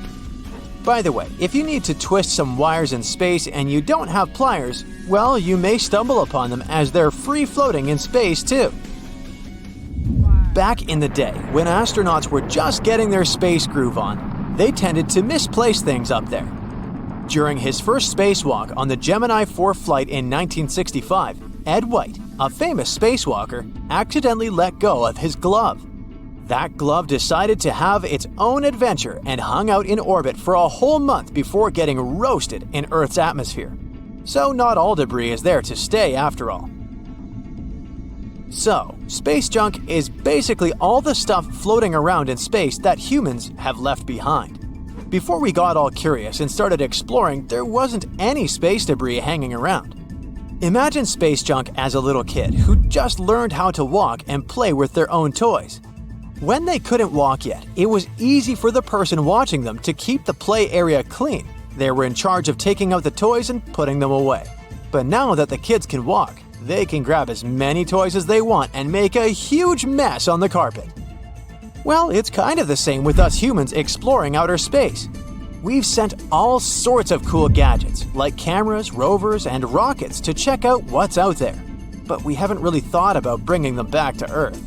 And that's where the problem comes in. All this space junk floating around could mess up outer space and even our planet. When we think about outer space, we often imagine vast open spaces that are yet to be fully explored. Humans have only discovered a tiny 5% of the universe. But here's something they might not always consider: the impact of all the cool gadgets they send out there. Believe it or not, as of May 2022, we've got more than 5,000 satellites orbiting Earth. Over 5,000 opportunities for these machines to go haywire, get lost in space, or even worse, create a bunch of debris that could harm both outer space and our lovely planet. There's at least 3,000 satellites just hanging around up there, not doing anything useful, and nobody seems to be bothered about bringing them back home. And what if one of these inactive satellites accidentally collides with one of the thousands of other space junk pieces orbiting our planet? It will result in a catastrophic disaster. We're talking about a crazy release of toxic substances that could wreak havoc on our poor Earth. Space junk can mess things up for scientists trying to make important discoveries. It's not just floating around aimlessly in space or posing a threat to Earth. It can hinder their chances of success. Even the moon has its fair share of junk, which Neil Armstrong definitely didn't encounter when he landed there in 1969. Think of it like this. Imagine you're an artist trying to create a huge painting. It's hard to do that if there's a bunch of old paints, brushes, and other stuff cluttering up your play area, right? Well, it's the same deal for scientists trying to set up camp and use new technologies for advanced missions and space exploration. They need a clean and organized space, just like you need a tidy work area. Otherwise, it's chaos. So here's the deal with space junk. It's not just about sending stuff up into the atmosphere. It's also about how far away we send it. You see, when satellites are sent over 22,000 miles into the atmosphere, it becomes a real problem to retrieve them and bring them back to Earth. And that leads to even more space junk floating around up there. Now, I know what you're thinking. How long will it take for space junk to become a major problem? Well, it might still be a few more years before it messes things up in outer space. But hey, that doesn't mean it's not a threat to satellites we have up there right now. Those poor guys are at risk of getting damaged, destroyed, or even leaking toxic stuff because of all that junk. So, space debris isn't just a problem for space exploration, but it's also a problem for us Earthlings, even though it's floating thousands of miles above us. Space junk is like that annoying neighbor who throws trash out their window and it ends up in your backyard. Except instead of trash, it's releasing all sorts of chemicals into our atmosphere that are slowly destroying our precious ozone layer. It can even ruin future space missions. Imagine this. You're all pumped up to launch a rocket into space, but nope, space junk decides to crash the party. Not only does it mess up the launch, but it also adds more pollution to our already struggling atmosphere. And if things couldn't get worse, imagine a shooting star or meteor accidentally smacking into some space junk on its way to Earth. Boom! Millions of toxic particles raining down on us, further depleting the ozone layer. Plus, space debris is becoming a real problem for space missions. In 2022, we found some space debris hanging out on Mars. The Perseverance rover stumbled upon its own backshell just chilling on the surface of Jezero crater. They also spotted a random piece of a thermal blanket that might have come from the rover's descent stage. Also, human-made space debris actually smacked into the moon in 2022. It was probably some old rocket body from the 2014 Chang'e 5 T1 mission, but nobody saw that coming. It left a double crater behind. The more space junk we have floating around in low Earth orbit, the higher the chances of a cosmic collision. These collisions are no joke. They've already caused some serious satellite damage. Even the ISS has to constantly maneuver to dodge space debris. But scientists seem to know how to clean up this orbital mess. They're planning to send space vehicles armed with nets, harpoons, and even robotic arms to capture and deorbit all that junk. The Earth has three main layers: two parts of the core, the dense, hot inner core, and the molten outer core. Then comes the mantle. And then follows the thin crust, the surface that supports life as we know it. At least, that's what we thought, because now scientists found a new mysterious layer located deep within the solid inner core. Earth's inner core is approximately 2/3 the size of the Moon. And made of nickel and solid iron, it's burning hot. The temperature at the center of our planet is the same as at the surface of the Sun. The outer core can reach almost 10,000 degrees Fahrenheit.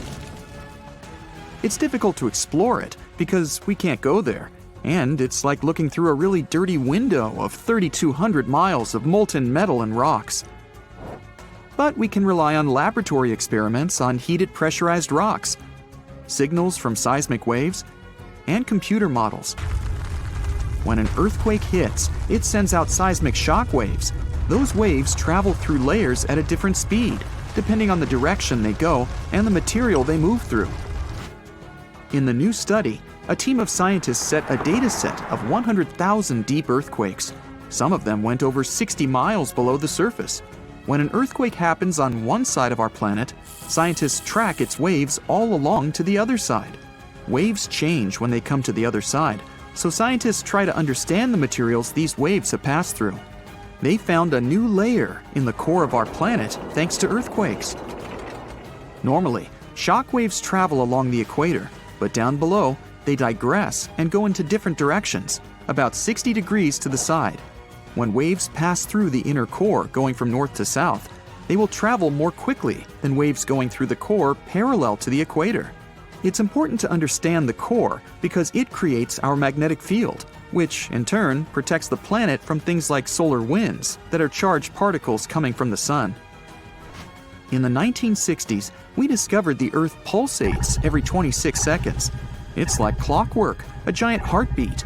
The ground is slightly shaking, but we mostly don't feel it. Researchers can still track it. Some of them think the continental shelf comes as a huge wave break under the oceans. For example, the highest part of the North American continent falls off into a deep abyssal plain. One theory says waves hit this spot, producing regular pulses. It's like having all kinds of drums. You hit them with your hands and accidentally slam that one spot that produces the right harmonic bang to rattle our entire planet. If this theory is true, we're lucky there are no more spots like this that can shake the Earth. Other scientists believe the pulsation happens because there's a volcano near the critical spot, the island of Sao Tome in the Bight of Bani. You're walking, running, and jumping, but when you stop, it always feels like you're standing still. In reality, you're moving even when you're perfectly still because our planet is always on the move. Depending on where you're at, you could be spinning through the universe at more than 1,000 miles per hour. If you're on the equator, you'll move the fastest. Let's say you have a basketball spinning on your finger. Check the ball's equator. A random point on it has farther to go in just one spin than any point near your finger. That means the point on the equator is moving more quickly. The Earth is a planet that recycles all the time. The ground we're walking on is recycled. Our planet's rock cycle turns rocks of one type into another. That's a cycle that goes on and on. The depths of our planet are filled with magma. As magma is going out onto the surface, it hardens into rock. Tectonic processes like volcanic activity, earthquakes, mountain building, and all of the other processes that shape the surface of our planet bring that rock to the Earth's surface. When the rock is on the surface, erosion shapes it and shaves its bits off. Those small particles then get deposited. All the pressure coming from above compacts the particles into sedimentary rocks, like, for example, sandstone. Sedimentary rocks can also end up deeper and deeper under the Earth's surface. Since there's a lot of heat and pressure, they get cooked into metamorphic rocks. They can go back to the surface once again, or even end up being re-eroded. Sometimes the crust plates are pushing one under another, and this way, rocks can transform into magma once again. We've explored only 5% of the ocean so far. The ocean itself, as well as life below the seafloor, is still a mystery.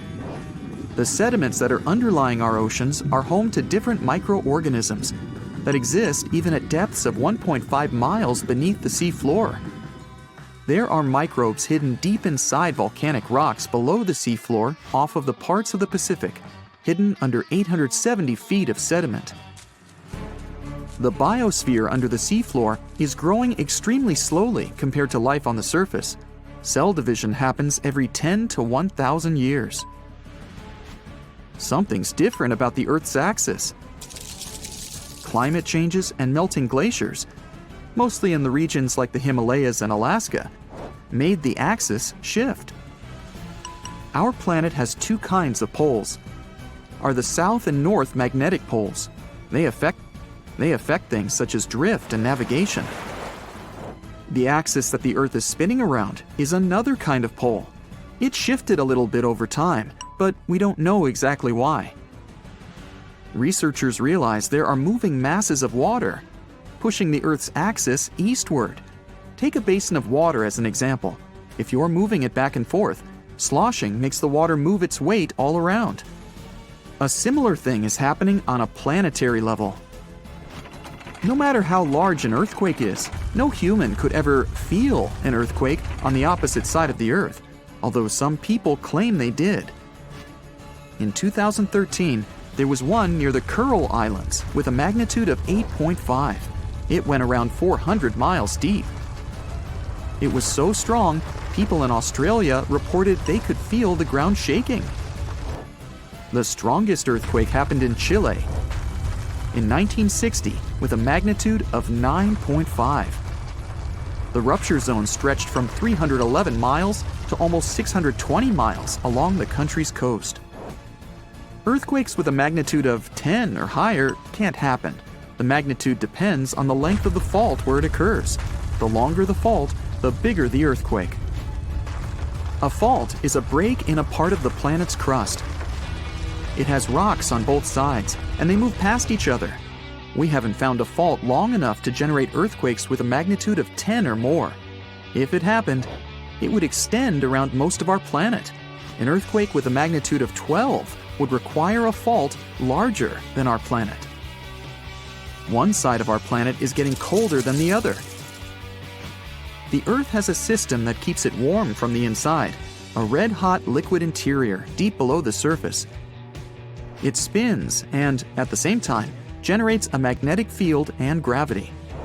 That way, the Earth's core holds the atmosphere closer to the planet's surface. The Earth also absorbs heat from the sun, mostly on the surface. The heat doesn't spread equally on all parts of the Earth. One side of the planet, the Pacific Hemisphere, is losing heat more quickly than another, the African Hemisphere. This happens because land traps more heat than the surface under the ocean. The seafloor is way thinner than the landmass. Also, the temperature caused by the heat coming from inside the Earth is getting lower because of huge amounts of cold water above it. Clouds are not just like some fluffy distant pieces of cotton. They weigh more than 1 million pounds and help regulate our planet's temperature. If you take all the water droplets in clouds and bring them to the surface, you could cover the planet with a liquid layer as thin as a human hair. It doesn't seem like a lot, but this water is crucially important for climate. We'd have warmer temperatures if it weren't for the clouds. You look up and see a bright orange flash in the sky. A bit later, you hear a boom so loud the window panes around you burst into pieces. And then you see it. A giant piece of space rock burning high above your head, heading for Earth. When it touches the surface, the explosion leaves behind an enormous crater. It's 12 miles deep and as wide as Lake Michigan. After that, 3/4 of all living organisms on our planet are on the edge of survival. This event took place about 66 million years ago, and the bright flash in the sky was the very asteroid that wiped out the dinosaurs. These days, people have many ways to protect themselves, like we could hide in bunkers deep underground and survive. Such bunkers would already come in handy since there are many asteroids in the sky, and some of them are just waiting for their ticket to Earth to wreak some havoc. For example, the asteroid 1990 MU. In 2027, it'll come alarmingly close to our planet. Many people fear that Earth's gravitational pull will trap the rock, which is the size of 2 Brooklyn bridges. In this case, it'll start to move closer and eventually crash into the planet's surface. Such an impact would cause a shock wave that would be felt on other continents. Once the asteroid hit the ground, there would be an explosion. It'd be so bright, people would think a new sun appeared right here on Earth. The collision would release a huge amount of energy that would then turn into heat. Everything around the impact site would catch fire. And if the asteroid fell in the water, it would cause tsunami waves higher than the Empire State Building. Many coastal cities would be flooded. The dust that would rise after the explosion would cover the sun. The world would be plunged into darkness. If the dust stayed in the air long enough, the climate on the planet would change and Earth would start to freeze. If you think such a small meteorite can't cause serious damage, look at the Chelyabinsk meteor. It hit the Earth in the winter of 2013. When the space rock entered the atmosphere, people miles away heard a loud bang. The brightly burning object was approaching the surface at about 11 miles per second. Halfway through the flight, it split into several pieces. This caused several stronger shock waves. When the meteorites hit the ground, it caused a major earthquake, and the aftershock from the explosions shattered the windows of 5,000 buildings. People in 6 cities around the crash site felt the aftereffects of the fall, and this meteorite was only 60 feet wide. Fortunately, the asteroid 1990 MU will move past our planet. We'll be safe. Whew! But the next asteroid to approach Earth is going to be 3 miles wide. It's called 3122 Florence. If this giant hit our planet, it could wipe entire continents off the face of the Earth. In 2017, this space rock got awfully close to us. It could be seen in the sky even with a small telescope. Now, the next asteroid is the biggest one to worry about, 1999 JM8. It's about as wide as Manhattan, and it has an unnerving habit of approaching Earth a bit too close for everyone's liking.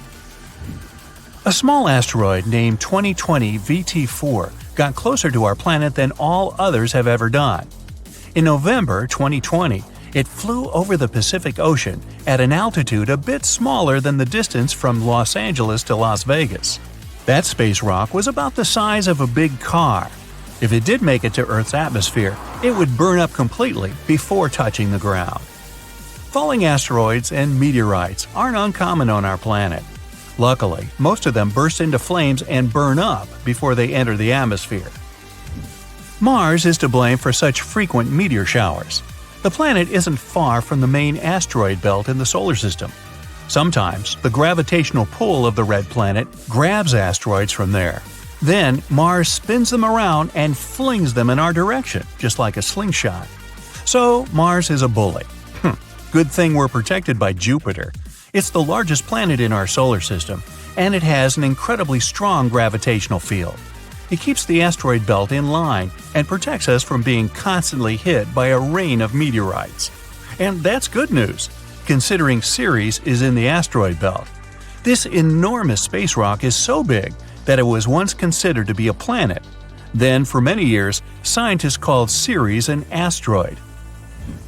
But in 2006, it was finally classified as a dwarf planet.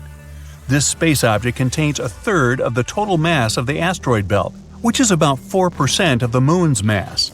If Earth were as large as a nickel, Ceres would be about the size of a poppy seed. So, what if an asteroid several miles across was heading toward our planet and people had to stop it? Well, we could break the space rock into smaller pieces. A massive explosion could be used to do this. People wouldn't even need to land on the giant asteroid. Getting close to its surface would be enough. Boom! A powerful burst of energy would split the asteroid into several large pieces and tons of debris. The smallest rocks would burn in the heat released in the blast, and it would also change the asteroid's trajectory. The larger fragments would burn up while entering the atmosphere. All witnesses of this unusual meteor shower would have a chance to admire a beautiful fire show. Another means of protection could be a kinetic battering ram. Simply put, it would be a huge object that people would send towards the asteroid approaching Earth. Or it could be a heavy spaceship. This is the method scientists produced to prevent the asteroid Apophis from falling to Earth. This guy is 1,200 feet across and often passes by our planet, coming as close as 19,000 miles above Earth's surface. The asteroid is going to pass close to our planet again in 2029, and there is a possibility that in 3036 it might crash into the Earth. If it happened, the explosion would leave a crater more than 3 miles across. Within 6 miles of the impact zone, all buildings and subway tunnels would be crushed or severely damaged. The event would also trigger a powerful earthquake. In the area of 30 miles away from the crater, car windows and window panes in houses would be shattered. And 75 miles away from the impact site, the earthquake would move furniture and buildings. One way to stop such a catastrophe is to build a heavy spaceship. It would take off from Earth, speed up, and then ram into the asteroid with great force. This impact would alter the course of the huge space rock, and it would fly past our planet. We could also try to stop the asteroid by wrapping it in foil. This would make its surface reflective, and then solar pressure might gradually change the asteroid's trajectory. Another alternative is using the gravitational tug. In this case, we would send an unmanned spaceship, large and heavy, toward the asteroid. It would fly over the space rock and slowly draw the thing closer with its gravitational pull. A small change, of course, would be enough to make the asteroid fly past our planet. Another way to protect Earth would be to build a system of giant lenses in space. Perhaps you've tried focusing sunlight with eyeglass lenses. Then you know how hot this sunlight can get. Now imagine having many giant lenses that are all directed at one point. Scientists think that focusing such a powerful beam of light on the asteroid would make the rock melt and evaporate, slowly changing its route. And one more way to protect ourselves from the asteroid would be to install several rocket engines on its surface. It would turn the space object into a rocket, and we could set its course from Earth. Rogue stars pose a much bigger danger. Like asteroids, they fly through space and can collide with anything in their path. The problem is that they have a gigantic mass, sometimes comparable to our Sun's. Around 70,000 years ago, a duo of rogue stars whooshed past the Sun. It didn't affect Earth, but caused some disturbance on the outskirts of the solar system. This event is likely to happen again someday. The rogue star Gliese 710, about half the mass of our Sun, is moving toward our solar system right now. There's a possibility that it'll begin to grab asteroids from the outer asteroid belt and toss them at us. And then, rare meteor showers you can observe these days will become a regular occurrence. But right now, this rogue star is extremely far from our world, and there's a bigger chance that it'll pass by without affecting our peaceful existence. About 800,000 years ago, I wasn't around then, a gigantic asteroid soared through space and plummeted toward Earth. It slammed into our planet with enormous force. It blanketed 10% of Earth with shiny black and green lumps of rocky debris known as tektites. Tektites are pieces of rock that get liquefied by the heat of a meteorite impact. Then they cooled down to look like dark, glassy pebbles. A trail of these tektites was strewn across Southeast Asia and reached all the way to eastern Antarctica. This is how scientists know this giant meteorite crash happened. Well, researchers spent nearly 100 years trying to find the gigantic crater caused by the impact, but tektites were too widespread. That's why they couldn't pinpoint the exact location until recently. A team of experts from different universities tried to discover the ground zero of the meteorite impact. They investigated several craters in China and Cambodia, but none seemed to be created by a meteorite crash. The experts then decided to investigate Laos. It's a country where they discovered the largest and most concentrated number of tektites. After ruling out all visible craters, the team came up with a new theory. What if the crater is hidden by something? In search of the potential crater, the scientists measured gravity readings at different locations all across Laos. At the site of an ancient volcanic eruption, below thick, dense layers of cooled volcanic lava, they discovered a severe gravitational anomaly. It turned out to be a large, elongated crater, over 300 feet deep and spreading 8 miles wide and 11 miles long.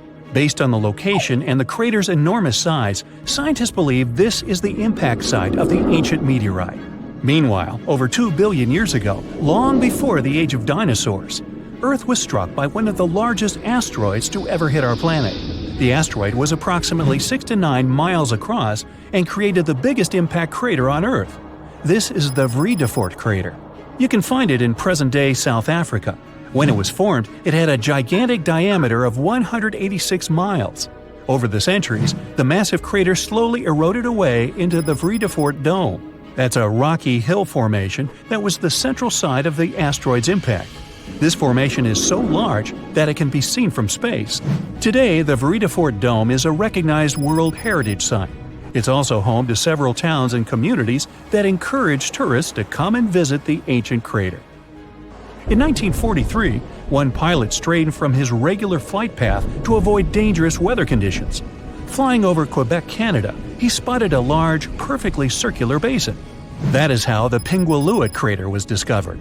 Around 1.4 million years ago, a meteorite hit this spot, creating this small but deep impact crater. It has a diameter of 2 miles and a depth of 1,300 feet. A lake of deep blue water has formed at the bottom of the crater. It's said that this lake contains some of the purest water in the world as it has no inlets or outlets. It means that the lake is only filled by rains and melting snow. The lake is home to one species of fish, the Arctic char. The Sudbury Basin is also in Canada. Formed over 1.8 billion years ago, it's one of the largest and oldest impact craters in the world. It's located in Ontario, but the impact from the collision was so powerful that debris from it was found 500 miles away in Minnesota. Unlike most impact craters that have a circular shape, the Sudbury Basin is an oval. It's 39 miles long with a width of 19 miles. The original impact site might have been a whopping 10 miles deep, but its modern-day version is much shallower. The asteroid that created the basin carried a high concentration of natural minerals. This made the soil in the crater incredibly fruitful. Today, its floor is home to numerous fruit and vegetable farms. The unique crater formation of Sudbury Basin was used to train Apollo astronauts before they embarked on their missions to the Moon. Perhaps the most famous meteorite of all is the Chicxulub. That's the meteorite responsible for wiping out 75% of all plant and animal life on Earth, including the dinosaurs. The Chicxulub meteorite had a diameter of 6 miles when it struck Earth 66 million years ago. The crater now lies off the coast of Mexico, hidden deep beneath the seabed. It's around 93 miles across and 12 miles in depth. Recently, scientists managed to drill deep down into the highest peak of the impact crater to collect rock samples. They discovered that the disappearance of dinosaurs wasn't caused by the giant size of the meteorite or the scale of the blast. It was because of the exact location where the Chicxulub hit Earth. The meteorite struck part of our planet that was densely filled with a mineral compound called gypsum. It's a soft sulfate mineral that is typically used as a fertilizer. The collision blasted so much sulfur into the air that it blocked out the sun. This caused the prolonged dark winter that doomed the dinosaurs. One of the youngest craters on Earth is the Barringer crater in Winslow, Arizona. The Barringer crater is also one of the best preserved craters on Earth. It was formed 50,000 years ago when a heavy meteorite made mostly of iron plummeted down from space. Earth's atmosphere barely slowed down the massive chunk of metal. It collided with the ground with incredible force. The meteorite vaporized upon impact, leaving very few remains. The crater left by this powerful explosion was named after the man who identified it in 1903. It was a mining engineer named Daniel Barringer. The diameter of the crater is 3,900 feet and it goes 560 feet deep. The Barringer family still owns the impact site to this day. You can visit the crater and take a guided tour around its rim. The Papagai crater in Siberia is one of the most interesting craters on Earth. An asteroid impact over 35 million years ago formed this massive basin. The crater is 62 miles across, which makes it the fourth largest one in the world. This crater is unique as it's home to one of the largest diamond deposits in the world. The intense pressure from the collision transformed the graphite at the impact site into diamonds. Scientists say that the crater contains trillions of carats of diamonds, but no one has ever mined them due to the site's remote location and lack of infrastructure. In the year 1530 BCE, a meteoroid entered Earth's atmosphere before shattering into pieces. The meteorite's burning fragments rained down on Earth and crashed into the planet's surface. As a result, a group of craters appeared on a small Estonian island, Saaremaa. The largest crater is a 360-foot wide perfect circle. It's 70 feet deep and filled with blue water. 8 smaller craters that appeared during the collision can be found within a half-mile radius of the largest crater. The impact of the meteorite fragments caused the trees on the islands to catch fire. Almost all forests burned down. Luckily, the woodlands have now grown back and the craters are a popular hiking destination for tourists. A meteorite struck the area we now know as Quebec, Canada, around 200 million years ago. This collision created the 6th largest impact crater in the world. It had a diameter of 40 miles. Over the century, the outer rim of the crater has filled up with water. It's now known as Manicouagan Reservoir. The impact crater lake is so large it can be seen from space, and its strange shape gave the lake its nickname, the Eye of Quebec. The oldest meteorite crater in the world is in Western Australia. The Yarrabuba crater is 2.2 billion years old. Well, that gets my vote for the best crater name. The impact site is so ancient that the original crater has completely eroded away. Yarrabuba's diameter was around 19 to 43 miles. Scientists managed to figure out the age of the impact site by analyzing the ancient crystals and minerals found within the crater. For decades now, scientists have been discovering new planets outside our solar system. By 2023, we've found more than 5,000 of them, and many of these exoplanets could potentially even have life. Now, if you're ready for a wild ride through space, let's find out what potentially habitable planets we've discovered in the last few years. LP890-9b and LP890-9c. Buckle up because we're heading to LP890-9, a red dwarf star located a whopping 105 light-years away from Earth. This star is quite cool compared to our Sun, in terms of temperature, of course. It has a temperature of about 4,700 degrees Fahrenheit. Now, this little guy may be small, but it's packed with surprises. For example, 2 exoplanets orbiting around it. Moreover, both of these planets are likely terrestrial, meaning they are rocky, just like Earth. First up, we have LP90-9b, which was discovered in 2022 using the TESS telescope and later confirmed by the Speculoos telescope. This planet is a super-Earth, weighing in at about 13 times the mass of our own planet. It's also slightly bigger than Earth, with a radius about 1.3 times larger. And if you thought Mercury's orbit around the Sun was quick, just wait until you hear about LP890-9b.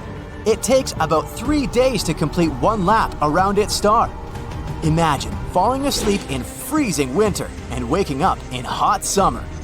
But the real showstopper here is LP890-9c. This one was discovered by the Speculoos telescope. It's a bit further out from the star and takes a leisurely 2.5 times longer to orbit than LP890-9b. It's also a bit larger than Earth. But its real claim to fame is its location within the habitable zone of its star. That means it could potentially have liquid water on its surface, and a climate suitable for life. Now this planet becomes a prime candidate for studying its atmosphere using the James Webb Space Telescope. But hold on. It's not all sunshine and rainbows for LP890-9c. It's also really close to its star, meaning it's full of radiation that could potentially make it less habitable. And to top it off, it's tidally locked, just like our moon. That means one side of the planet is always facing the star and is incredibly hot, while the other is always in the dark and really cold. Scientific models suggest that this planet could be more like Venus in terms of its atmosphere and climate. And Venus isn't known for being human-friendly. But despite these challenges, LP890-9c is still a fascinating exoplanet worth studying further. Who knows what secrets it may hold? Let's move on to the next candidates. GJ1002b and GJ1002c. An international team of scientists, led by researchers at the Instituto de Astrofísica de Canarias, has found two Earth-like planets just 16 light-years away from our solar system. They both orbit a red dwarf star called GJ1002. Our Sun is a yellow dwarf, which means that GJ1002 is much cooler and fainter than our own Sun. But that's okay. Both planets are very close to its star, so it shouldn't be too cold or dark on them. These planets, called GJ1002b and GJ1002c, are both in the habitability zone of their star, meaning they could potentially support life. Also, both of them have masses similar to that of Earth. GJ1002b is the inner planet and takes about 10 days to orbit its star, while GJ1002c takes a little over 21 days. These planets are great candidates for studying their atmospheres and could even be targets for future missions to search for signs of life. The most important thing is that these two planets could potentially support life, and that's pretty cool. Plus, the fact that they're located so close to us means that we might be able to visit them someday. Well, maybe not us personally, but And maybe one day, we'll even find some extraterrestrial life on one of these planets. Now that would be out of this world. But moving on to the next one. Kepler 1649c. Kepler 1649c, also known as the Lost Exoplanet, was rediscovered in 2022 by scientists using data from NASA's Kepler spacecraft. This exoplanet is located about 300 light-years away from Earth and orbits a small, cool star called Kepler 1649. It's about the same size as Earth, and just like the previous ones, it's located in the habitable zone of its star. Initially, the data about this planet was discarded. A special computer program called RoboVetter, written to automatically sift through the volumes of Kepler data, labeled this candidate as a false positive. In other words, the program thought it was just some kind of an error or interference. Fortunately, the researchers double-checked such things, and when rechecking the data, they managed to rescue poor Kepler 1649c. Now we know that this is a terrestrial planet just like Earth, and if it really does contain water, there could even be life there. But don't pack your bags just yet. There are still many unknowns about Kepler 1649c. For example, we don't know what its atmosphere is like or what kind of surface it has. It's also possible that the planet is tidally locked, just like LP890-9c. That would be, unpleasant. That's why Kepler 1649c is definitely worth further study. Maybe it turns out to be a perfect place for us to set up a vacation home in the future. Just make sure to bring plenty of sunscreen since the planet is pretty close to its star and things could get pretty toasty. Kepler 1638b. This exoplanet is located about 5,000 light-years from Earth in the constellation Cygnus. It's also located in the habitable zone of its star. It was discovered in 2020 by the Kepler spacecraft through the process called transiting. They basically take a bunch of photos of the star at different times. After that, the programs analyze these photos and look for small spots and dots on them. These tiny dips in brightness may mean that a planet was passing by the star. Kepler 1638b is a bit of an oddball compared to most exoplanets we've found so far. It's about 4 times the mass of Earth and has a radius about 2 times that of Earth, making it a super-Earth exoplanet. Its orbital period is about 260 days, which is quite close to our Earth, and that's great! Finally, at least somewhere, winter and summer will flow normally. Kepler 1638b could have some liquid water there. That's why it's also a good candidate for further study, to see if it could potentially support life. Let's hope that we'll find out more about this planet in the future. And finally, the last one. Kepler 438b. Kepler 438b is an exoplanet located approximately 640 light-years away from Earth in the constellation Lyra. It was discovered in 2015 by the Kepler Space Telescope. One of the most interesting things about Kepler 438b is its size and location. It's about the same size as Earth and also orbits within the habitable zone of its star. But there are a few catches. For one, Kepler 438b orbits around a red dwarf star, which are known for their high levels of solar radiation and flare-ups. This could make the surface of the planet too hostile for life as we know it. In addition, Kepler 438b has a much shorter year, only around 35 Earth days long. This could lead to extreme temperature fluctuations on the planet's surface, but maybe it's home to some hardy extraterrestrial life forms that have adapted to its unique conditions. Or maybe not. Either way, it's definitely worth keeping an eye on. This is a small list of exoplanets that we've discovered in recent years. Now, with the use of new technologies, we'll be able to find new exoplanets much more often. Let's hope that at least a few of them will really be inhabited. The James Webb Space Telescope, an astounding piece of equipment built to outperform the Hubble Space Telescope, has made a terrifying and amazing discovery that might completely change our perception of the universe. It has successfully detected a faint glow coming from a staggering 7 trillion miles away. Can this glow be shining city lights coming from some mysterious extraterrestrial world galaxies away from us? Well, let's start from the beginning. A few years ago, NASA's Infrared Spitzer Space Telescope helped us spot a family of 7 rocky exoplanets orbiting the same star. This star is known as TRAPPIST-1, and recently, our new infrared powerhouse, the James Webb Telescope, has measured the temperature of one of those distant worlds. It was a planet called TRAPPIST-1b. Unfortunately, it turned out that this Earth-like planet was totally uninhabitable. Astronomers took James Webb's mid-infrared camera, called MIRI, and looked at the planet's thermal emissions. We can picture the whole process as scientists using heat-sensing Terminator vision. The results were quite disappointing. TRAPPIST-1b turned out to be scorching. Its average temperature was around 450 degrees F. That's as hot as in an oven. Plus, the planet most likely doesn't have any atmosphere.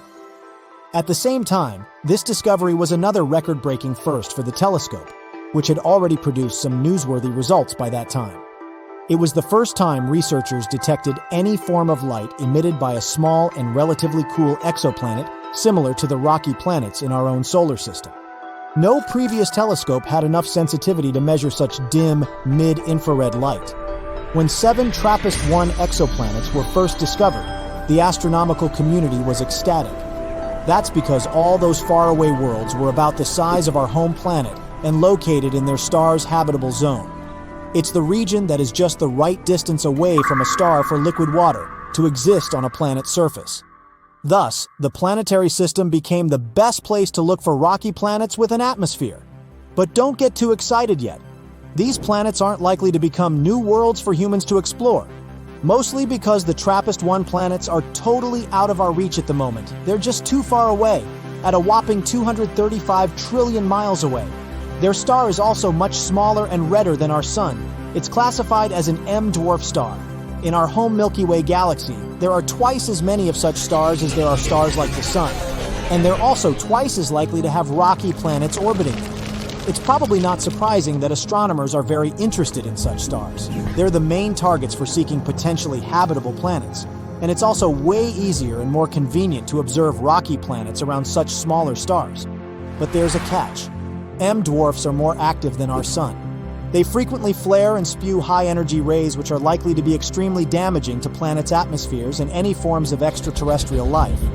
When researchers examined TRAPPIST-1b before, their observations weren't sensitive enough to determine whether this world had an atmosphere, or if it was just a barren rock. But now, we know.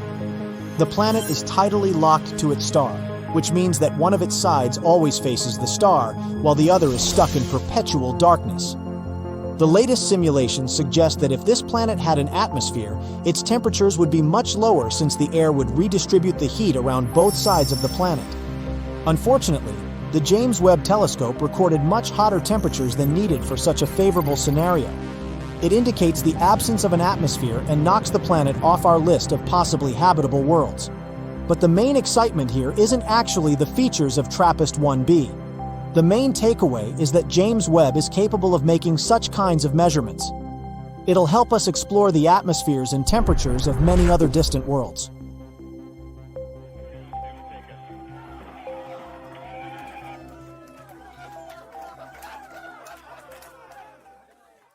The only life that we are certain about so far in the entire universe is on planet Earth. Whether that life is intelligent is, let's say, arguable. But anyway, it's not surprising that we're tirelessly searching for life on other planets. So far, they've discovered more than 4,000 of them. But what's even cooler, NASA has compiled a new list of 24 planets that aren't just Earth-like, they're better. The conditions on them are so good that they're more comfortable than on our planet. So let's examine some of them. KOI 5715.01. Let's be coy, shall we? This wonderful planet is in the constellation Cygnus. And why is it so wonderful? Well, our sun is a yellow dwarf. And sorry, sun, even though you're not bad at supporting life, there are some stars that can do it better. Nothing personal. The planet KOI 5715.01 orbits near an orange dwarf. Orange dwarfs are stars slightly smaller than our sun and have a little lower luminosity. Did you like the alliteration there? Anyway, don't worry, it doesn't mean we're going to live in complete darkness. In fact, if the planet is found closer to the sun and it has a thicker atmosphere, it may even be lighter and more colorful than on Earth. Now, our sun has a very short lifespan. Right now, it has 7 to 8 billion years left to live, a little longer than Earth's age. But orange dwarfs can live from 45 to 70 billion years. This is great not only because we'll be able to hang out on this planet longer, but also because the planets around these stars have more time to form life. Now, ideally, we would need to find a planet next to an orange dwarf that is about 7 billion years old. It's very likely there will be at least some organisms there. KOI 5715.01 is about 5.5 billion years old. Yeah, it may not seem mature enough, but that's okay, neither do I. Our Earth is a billion years younger, and that didn't stop us. The planet is quite close to its star and is in a habitable zone. 1 year there lasts 190 days. Imagine going to elementary school and already getting a driver's license. It's almost 2 times larger than the Earth. The average temperature there is 52 degrees Fahrenheit, which is slightly less than ours, 57. But it mostly feels warmer there because strong gravity helps it hold on to heat in the atmosphere longer. It's a little too far away though, like 3,000 light-years from Earth, which is about 18 quadrillion miles. Yep, better bring a really big lunch with you. KOI 3010.01. This planet is found next to the star KOI 2010. This planet sounds like a very pleasant world. The average temperature on this planet is 67 degrees, so a little warmer than ours. But that's a good thing. Scientists believe that on a perfect planet, the temperature should be just about 10 degrees hotter than on Earth. The more heat there is on the planet, the more comfortable it is to live there. Also, the higher chances of developing life. The radius of this planet is nearly 1.5 times larger than Earth. There's some atmosphere, although we're not yet sure about its composition, but it's probably like the Earth's. Scientists think that we'll find an ocean there, and it can cover up to 60% of the surface, which is also cool. In a perfect world, water and land should be distributed more evenly than on our planet. A little more land means a little more territory and resources, right? But listen, this planet is actually very similar to the Earth. The semblance is so striking that scientists believe we have an 84% chance to find life there. Of course, not necessarily an intelligent life, but at least some animals. Wouldn't that be cool? Now, what do you think they could look like? Very Earth-like planet, but with stronger gravity. Well, if someone lives there, they're probably big but have a small height and strong little legs. Sounds adorable and scary. But we won't be able to find out the truth anytime soon. So far, for us, these planets are microscopic dots in space. We only have some dry, boring data about them and don't even know what they look like. We'll have to wait until we can find a way to get closer to these planets. Kepler 186f. This is also one of the best candidates for having life. This rather cute planet was nicknamed the Earth's cousin because it does have a strong resemblance. Anyway, these two planets are like sisters, not twins. Kepler 186f rotates near a red dwarf. Red dwarfs are stars even dimmer and smaller than orange dwarfs. Yeah, they'll also live for a very, very long time, but their luminosity is also quite low. However, Kepler 186f is closer to its star than we're to our Sun, so it shouldn't be too dark there. Well, at least not night-like dark. The sky on this planet is sure to be an unusual shade of red, like sunsets on Earth. What do you think? Would you like to live on a planet with an eternal sunset? The size of this planet is about the same as Earth. Not bad, not perfect. Why so? Because the coolest planets are those that are bigger than Earth and have stronger gravity. Now you'll probably say, but wouldn't it be harder to walk there and even harder to get out of bed on Monday? Of course. But on the other hand, this planet will pull the atmosphere better.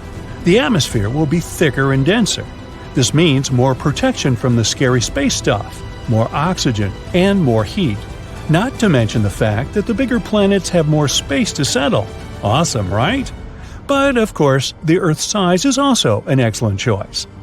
Another cool fact is that the tilt of Kepler 186f is about the same as ours. It means that there should be stable seasons and a normal day-night cycle.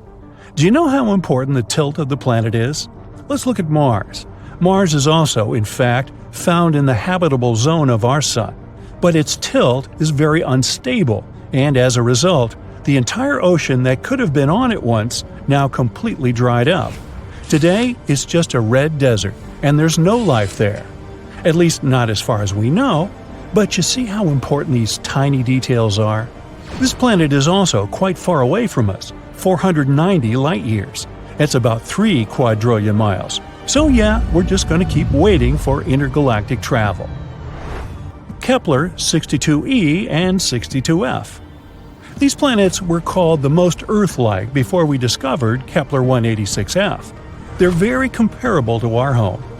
Kepler 62e is about 1.5 times larger than Earth, and Kepler 62f is just slightly smaller than that.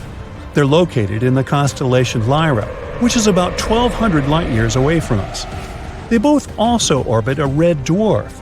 1 year on Kepler 62e lasts about 122 days, even less than on that first planet we talked about.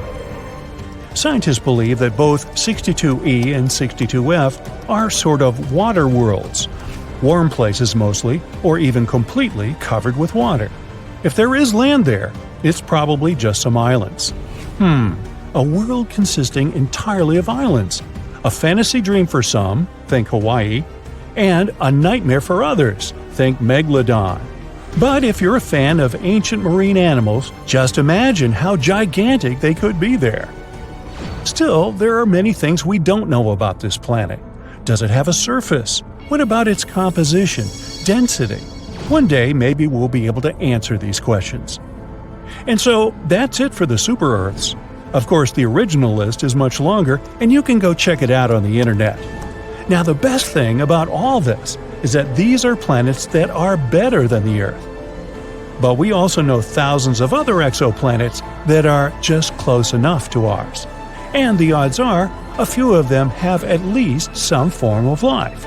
But they're very, very far away, so we have no way to check it out right now. Perhaps, down the road, we'll find some cool creatures on many of them. Let's cut the Earth in half. You can see all of its layers. Here's the inner core. It's about 40 times hotter than the inside of your oven. That's the mantle, an ocean of hot lava. Here comes the crust of the Earth, the solid surface on which our civilization lives. But if you look up, there are many layers besides the atmosphere and the ozone layer.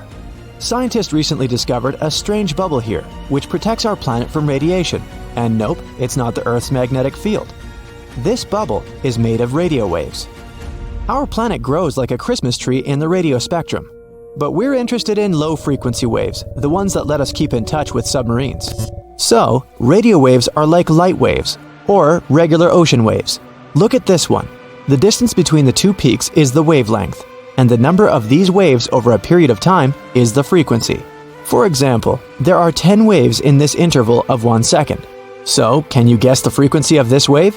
Yep, it's 10 Hertz. Cell phones use waves with a frequency of 300 to 3000 megahertz. So, add 6 more zeros to that number. But waves of that frequency don't penetrate barriers well. Think of how you lose your cell phone connection when you're driving through a tunnel. That's because there is metal inside. It's a conductive material that weakens the radio waves a lot. Salt water is also a kind of conductor. So, if the submarine is deep enough, the thick layer of water weakens the signal, and we lose communication. To maintain it, we send fewer waves but make them longer. In the same amount of time, the frequency of the short waves will be much higher than the frequency of the long waves. That's why they're called very low frequency waves. But, as it turns out, these waves travel all over the Earth and even into space. This is where things get interesting. The waves collide with particles of radiation from the Sun. We think of the Sun as a friendly giant giving us light and heat, but it actually emits a lot of harmful radiation. Each flare, or the electrical discharge of material on our home star, causes an even greater burst of radiation. These particles fly to our planet, just as radio waves do. They travel 93 million miles from the Sun to Earth in 8 minutes and crash into our bubble, which acts as a shield. Basically, radiation particles from the Sun accumulate in the radiation belts around the Earth. Our planet's magnetic field traps them, and a recently discovered bubble of very low-frequency waves lies right below this radiation belt. It helps us repel some of the harmful emissions. Analysis of old studies confirmed that the radiation belts used to be much lower and closer to Earth. But when our civilization began to use radio actively, our waves raised that belt higher. No one expected such an effect from simple radio waves, but it'll give us a way to protect astronauts in the future. When you're on Earth, its magnetic field keeps you safe from radiation. You can physically see it when charged solar wind particles make the air particles at the poles of our planet glow. This is an aurora. Next time you admire this beauty, know that it's actually the Earth saving you from some extremely harmful rays. But if you're outside the Earth's magnetic field, somewhere in space, I have bad news for you. Nothing protects you there. This is a big problem for astronauts who spend months on the International Space Station. Perhaps scientists will learn to create protective bubbles of very low frequency waves around space stations and spacecraft. The same is true for other planets. We're probably going to colonize Mars. There is no magnetic field there, and nothing can protect you from radiation. But if you create an artificial bubble there, you can reduce the harmful radiation. Another invisible bubble protecting us is the atmosphere. It's like a layer cake or an onion. Each level of the atmosphere has its own properties. The lowest layer that we live in is the troposphere. This layer contains 80% of the weight of all the air on the planet. It's also the main place where water vapor lives. And this is where the machine called weather works. The sun sends rays of energy to the Earth. Our planet's surface reflects them and heats the air in the troposphere. This makes it move and change places with the cold air, so all the wind, cyclones, storms, and tornadoes only happen in the troposphere, up to about 7.5 miles high. That's why commercial planes fly at an altitude of around 6 miles. The wind or other bad weather conditions hardly affect this area, and the air here is not as dense as it is down on Earth. Flying 1 mile above sea level is like moving through a biscuit. It's hard, but at a 6-mile altitude, flying feels like moving through light whipped cream. The plane almost feels no resistance, so it's a win-win. They save fuel and keep the passengers safe. A couple of significant downsides are that it's very cold and you can't breathe there. It's cold because there are very few air molecules to absorb heat from the ground and transfer it to each other. You wouldn't be able to breathe here for the same reason. That's why planes are equipped with oxygen masks, just in case. Let's go a little here. This is the stratosphere. There's even fewer air molecules up here, and that's where the weather probes fly. They're the kind of small balloons with computers people use to predict the weather. This part of the atmosphere also contains the well-known ozone layer. This is our shield against harmful ultraviolet radiation. Ozone is almost the same as oxygen, except it has 3 atoms in it. When harmful ultraviolet rays enter our atmosphere, they crash into the O3 molecule. The ray breaks the molecule into O2 and another oxygen atom. The ray itself is converted into heat, but the ozone regenerates quickly. A single oxygen atom joins the O2, and the ozone molecule is ready to protect us again. It's the invisible shield that protects us from radiation. It gave birth to all life on Earth. As our civilization developed, we started to emit freon gas into the atmosphere. We used to fill our old refrigerators with it. A single chlorine atom would detach from a freon molecule when in the air, and then it would bind a single oxygen atom. Now, the ozone can't regenerate like it used to. Fortunately, we banned the use of such harmful gases, and the ozone layer began to regenerate. Scientists expect it to fully recover in the middle of the 21st century. The stratosphere ends at about 31 miles. The next layer is the mesosphere, the coldest of them all. On average, it's about negative 140 degrees Fahrenheit. That's 5 times colder than your freezer. This is the layer of the atmosphere where incoming meteors start to ignite because of friction in the air. Then they will eventually burn up completely.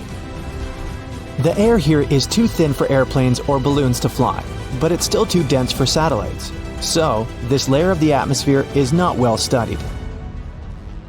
The next layer extends from 55 miles above sea level to about 500. That's a little more than the distance between Las Vegas and San Francisco. Kármán line is situated in this layer of the atmosphere. This is the boundary between our planet and space. The thermosphere is where all our spacecraft and satellites fly. It's also home to the International Space Station. The temperature rises extremely. The air here is about 10 times hotter than your oven can produce. It's all due to solar activity. But you would never be able to feel this heat. The air molecules that carry the heat here are so small that you would literally float between them. Imagine a giant pool with only 3 drops of water.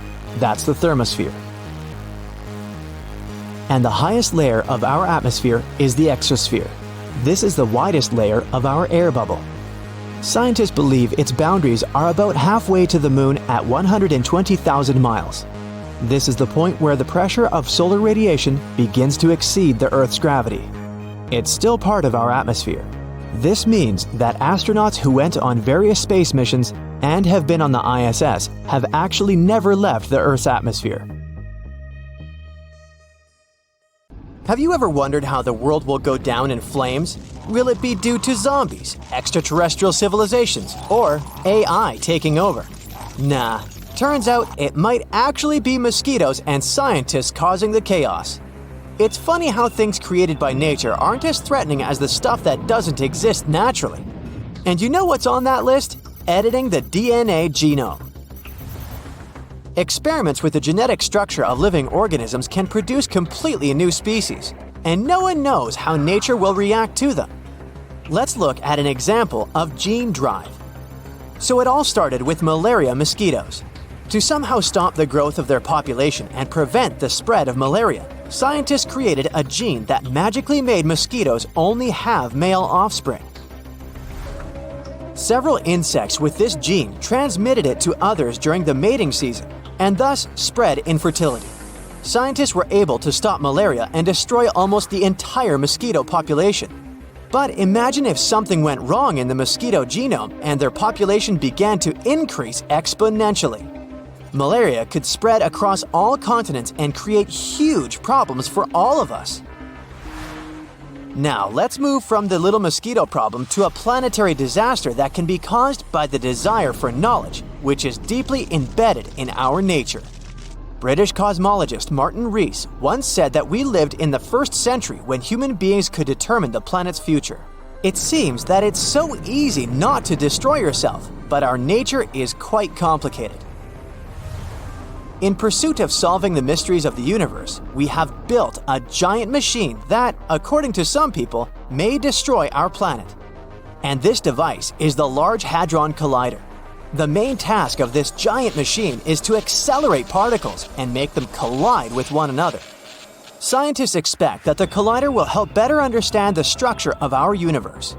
In simple words, this is a miniature simulator of the universe. Using it may also shed light on the mystery of dark matter.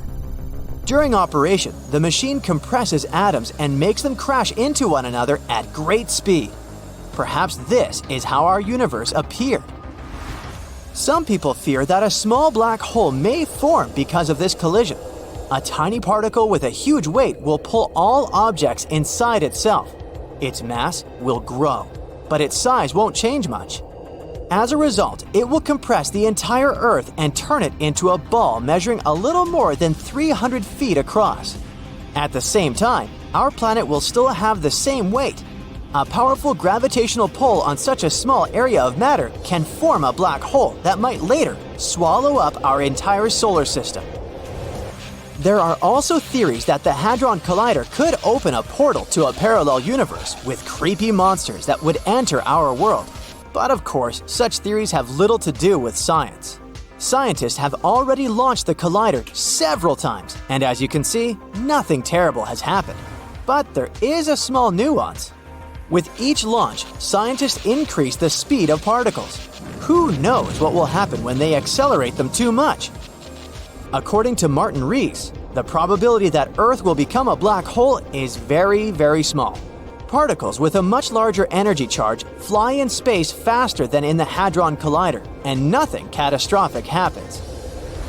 Okay, now let's go back to our genomic games to see what else can happen if we continue experimenting with nature. The main problem might be an imbalance in ecosystems. In the 19th century, sailors accidentally brought mice to Gough Island in the South Atlantic Ocean.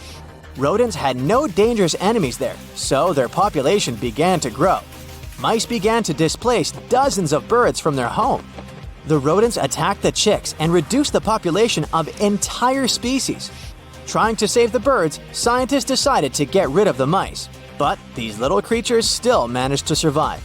As a result, the balance of the whole ecosystem was disrupted. Using gene drive to get rid of one species can lead to uncontrolled population growth of another.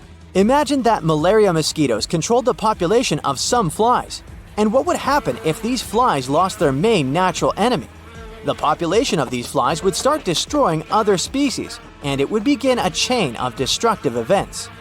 All this suggests that playing with things that don't exist in nature is very dangerous. We worry a lot about how artificial intelligence can take over the world and eliminate us. Still, at the same time, we don't pay attention to our actions. Genome editing can lead to positive consequences, such as the appearance of healthier people, and destructive ones, like the creation of artificial bacteria that can cause serious health problems. In general, destroying other species is a trait inherent in humans. Because of our actions, many animals have disappeared from the face of the earth. Moreover, we even destroy each other. Such aggressive behavior is our nature. And artificial intelligence doesn't have anthropomorphic properties.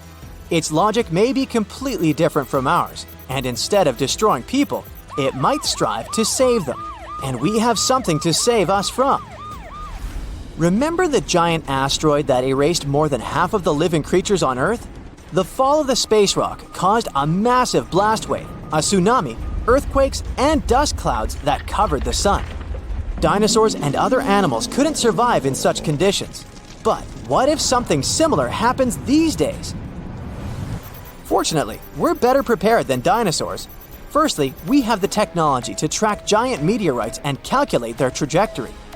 And artificial intelligence can also help us with this.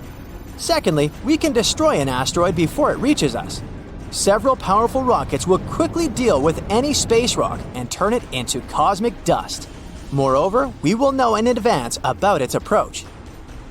But suppose that a huge stone the size of dozens of Everests will fly towards us. In that case, humanity should hurry with Mars colonization. But don't worry. Observing the sky shows that large asteroids capable of causing severe damage to our planet are moving in a different direction. The most giant known asteroid that could collide with Earth might do so in 2088. The probability that it will fall on our planet is 1 in 50,000, so you shouldn't have to worry about threats from outer space. What lies in the bowels of our planet is much more dangerous. Millions of tons of magma and hot gases can burst to the surface through destructive volcanic eruptions. More than 70,000 years ago, a large-scale eruption threw a tremendous amount of ash into the air, which then floated in the atmosphere in the form of a giant gray cloud for a long time. As a result, Earth's surface cooled down by several degrees, which led to one of the most massive extinctions in the history of our planet. Some eruptions happen not only inside volcanoes. There's such a thing as flood basalts.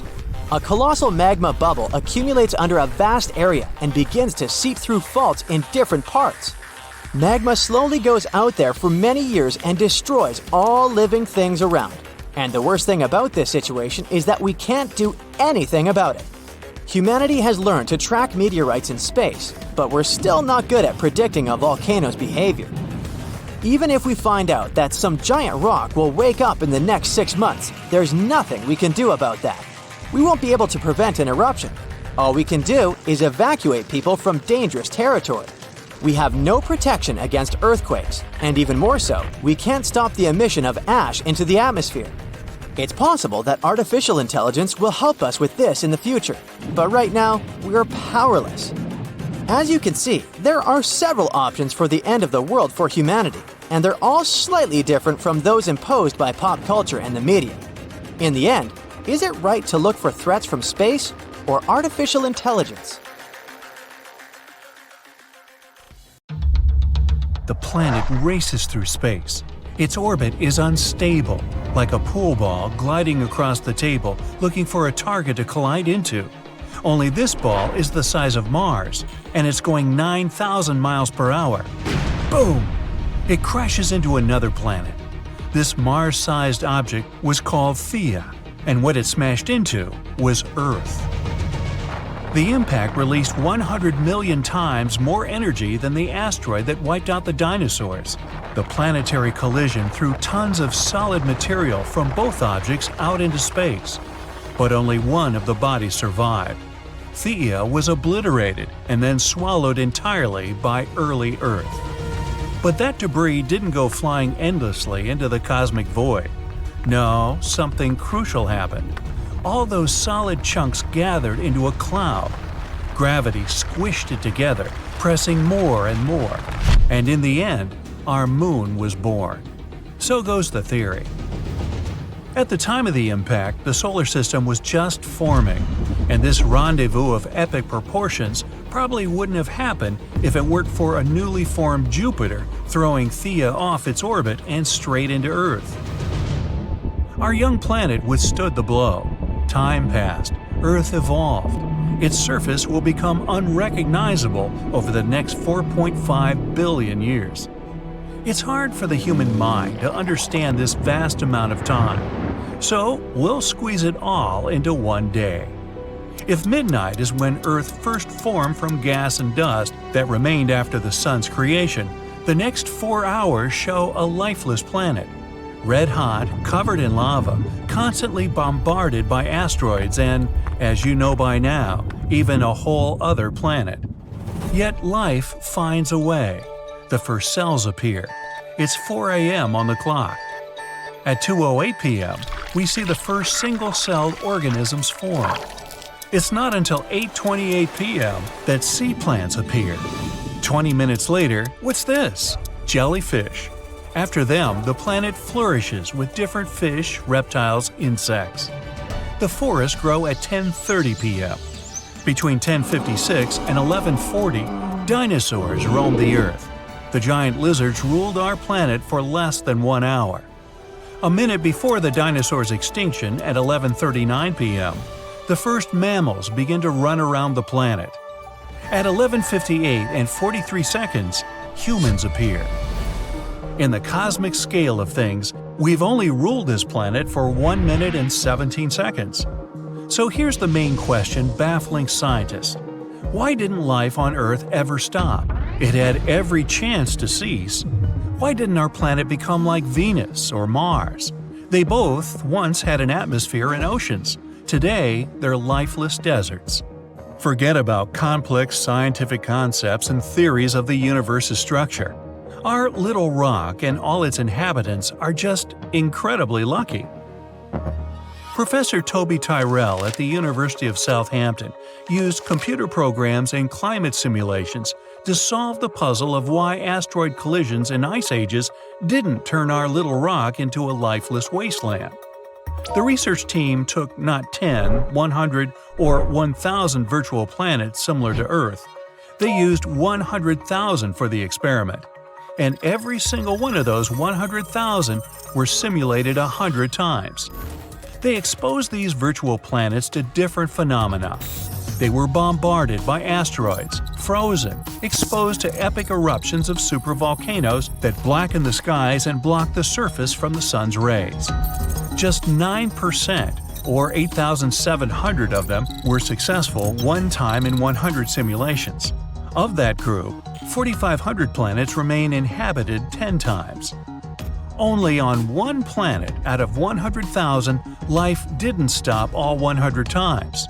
If life is a lottery, Earth got extremely lucky. In 2009, the unique Kepler telescope was launched into space. Its task?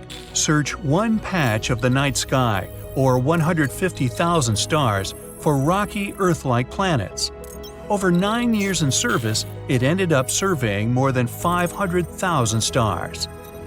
In all that time, with all those observations over nearly a decade, Kepler discovered 2,600 possible Earth-like planets. The weird thing is, most of them are a type you can't find in our own solar system. They're something between the size of Earth and Neptune. But back to the real Earth. If you go far from the city and look up at the sky, you'll see an ocean of stars. If you're lucky and it's a clear night, with an unaided eye, you could count a maximum of 2,500 points of light. Yet, there are at least 100 billion stars in the Milky Way. Some estimates put the numbers of stars in the Milky Way up to 400 billion. So, where's this giant range coming from? Well, counting stars isn't exactly an easy job. Scientists obviously don't number each one individually, 1, 2, 3, and so on. You know how long it takes to count just 1 billion? Over 100 years. Now, multiply that by 400. Instead, they look at small patches of space and use some complex scientific formulas to make educated guesses of how many stars there are in total. You can do a similar experiment yourself. Imagine a bucket filled with 10 pounds of rock, sand, soil, and other items. Your job? Understand how many rocks are in that mix. We'll count only those rocks that are visible to us from above. Get a rough estimate of their volume and weight, what percentage of the total we can see, and with some calculation, you can get a number. Is it exact? Nah. Why? Because you can't know if the rocks in the bucket are spread evenly throughout, or if they're all about the same size throughout. What if the ones at the bottom, if there are any, are bigger or smaller than your sample view? They could have completely different weights and volumes. That bucket is our Milky Way galaxy, and the rocks you are counting are stars. The point? Scientists can't know for sure how many stars there really are. Maybe 100 billion, or perhaps 4 times that. Of those, 4 billion are like our Sun. With our own galaxy, the most accepted estimate for planets that could potentially support life is 300 million. Though, as the tradition of scientific inexactness goes, that number could be up to 5 billion or more. Either way, lots of real estate to choose from. And that's just the Milky Way. But get this, It's just one of 200 billion galaxies in the observable universe. The most recent research puts that number 10 times higher, something like trillions of galaxies in space. And we've only studied less than 10% of them. As for how many stars there are in the universe, scientists put it at 1 septillion. That's 1 followed by 24 zeros. Again, it's all estimates because we can't know for sure. So far, one thing is clear. Our Earth is the only place in the universe that we know of where there's life. And this planet has done everything it can to change that. Over the past 540 million years, more than 20 major extinction events have occurred. The last one was 66 million years ago. Yep, it was the one that took out the dinosaurs, and 75% of all life on this planet for that matter. An object 7 miles across in diameter smashed into our planet. It was going 120 times faster than the fastest car today. Over 900,000 miles all around the impact site, everything caught fire. A huge tsunami swept across the world's oceans. Billions of tons of dust and sulfur rose into the sky and blocked the sun's warm rays. A global cooling came to Earth. A little over 200 million years ago, there was a lesser-known extinction event that wiped out half of all life on the planet. Most likely volcanoes or an asteroid strike are to blame. Other theories say the movement of tectonic plates triggered another ice age. At that time, huge crocodiles ruled the Earth. They disappeared and new animals entered the arena of history, dinosaurs. But the worst this planet has ever seen was the Permian-Triassic event about 250 million years ago. 80% of marine life, 70% of land animals and plants, all gone. Volcanoes spewed out a colossal amount of lava where modern-day Siberia is, but it affected the entire planet. Around 445 million years ago, the dominant life form on our planet was marine invertebrates. There was only one continent, Gondwana, and plants were just starting to flourish on land. But something happened that took out 75 to 85% of all living organisms. It could have been an ice age, rising temperatures, or a more daring theory. Some think it could have been a huge star exploding 6,000 light-years from Earth. It launched a jet-like gamma-ray burst that ripped across space, and poor little Earth happened to be in its path. It burned off the ozone layer instantly. Yeah, we kinda need that thing to protect us. Case in point, no matter how much this planet, or even the universe, tries to wipe out life on Earth, which is here in the first place from unbelievable odds, life always finds a way.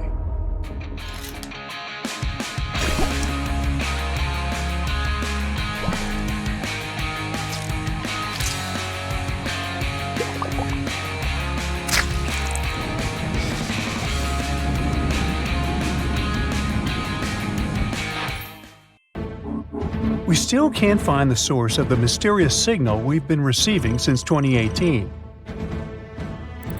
We receive it every 22 minutes and nothing can explain this. Some scientists even believe it could be coming from another civilization we haven't met yet.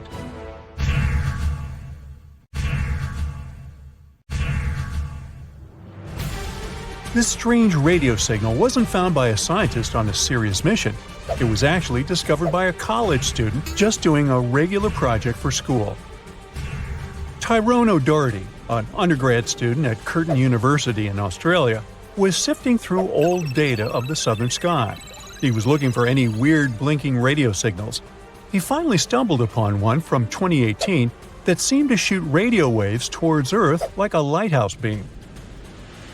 Excited about his find, Tyrone shared it with his mentor, radio astronomer Natasha Hurley-Walker. She dove into researching this signal, hoping for a breakthrough. But despite checking different frequency data, they hit a dead end. But then, Natasha spotted a pattern. The signal repeated every 18 minutes. This was huge. But just as they were gearing up to study it further, poof! The signal vanished after only 3 months, leaving them with nothing. Not giving up, Natasha and her team scanned the skies again. desperate for a clue. Months passed, but nothing turned up. They were ready to give up, and then suddenly, a new signal popped up. This one kept blinking for 5 minutes, then it disappeared. And then it came back exactly 22 minutes later. The main question was if that signal was related to an 18-minute one. To figure it out, Natasha went back to the old radio data from that area. As they dug deeper, they realized that yes, and these signals aren't anything new. They've been beaming towards Earth for 35 years. Back in 1988, Indian and American telescopes had caught them, but they got buried under tons of other data. This was great news for space explorers because it meant they could now calculate how far away this mysterious object was. After doing the math, they figured out it was incredibly far, even on a space scale, 15,000 light-years from Earth. Now, the only thing left to uncover was what exactly this object was. Walker and his team started comparing it to all the known radio-emitting objects out there. Yet its source remains a mystery.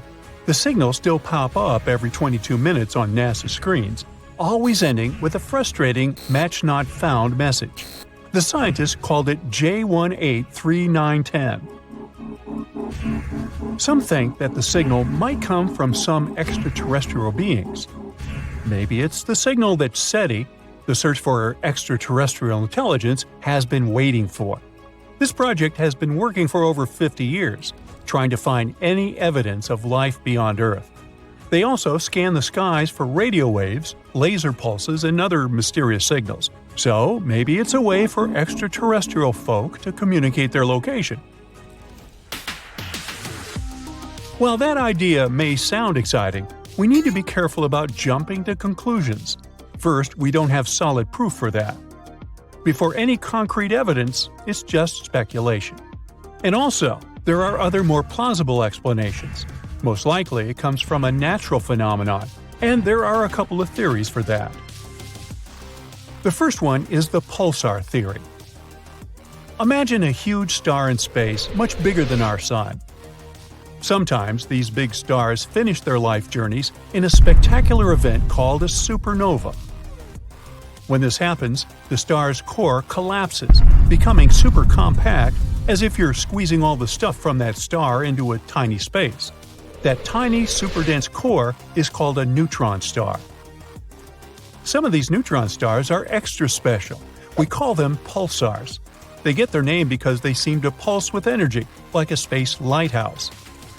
These pulsars have incredibly strong magnetic fields, much stronger than what you'd find on Earth. They're like enormous magnets in space. Because of this, they shoot out beams of energy. They're also spinning super fast, so these beams of energy seem to pulse on and off as they spin around. Now, the strange signal we detected seems to have similarities with pulsars, but not quite. Pulsars usually have a predictable lifespan and slow down over time, eventually stopping their radio signals. In contrast, our mysterious signal is quite persistent and is blinking beyond what's expected for pulsars. So, maybe it's not a typical pulsar, or not a pulsar at all. There's also a magnetar theory. Now, a magnetar is another type of neutron star.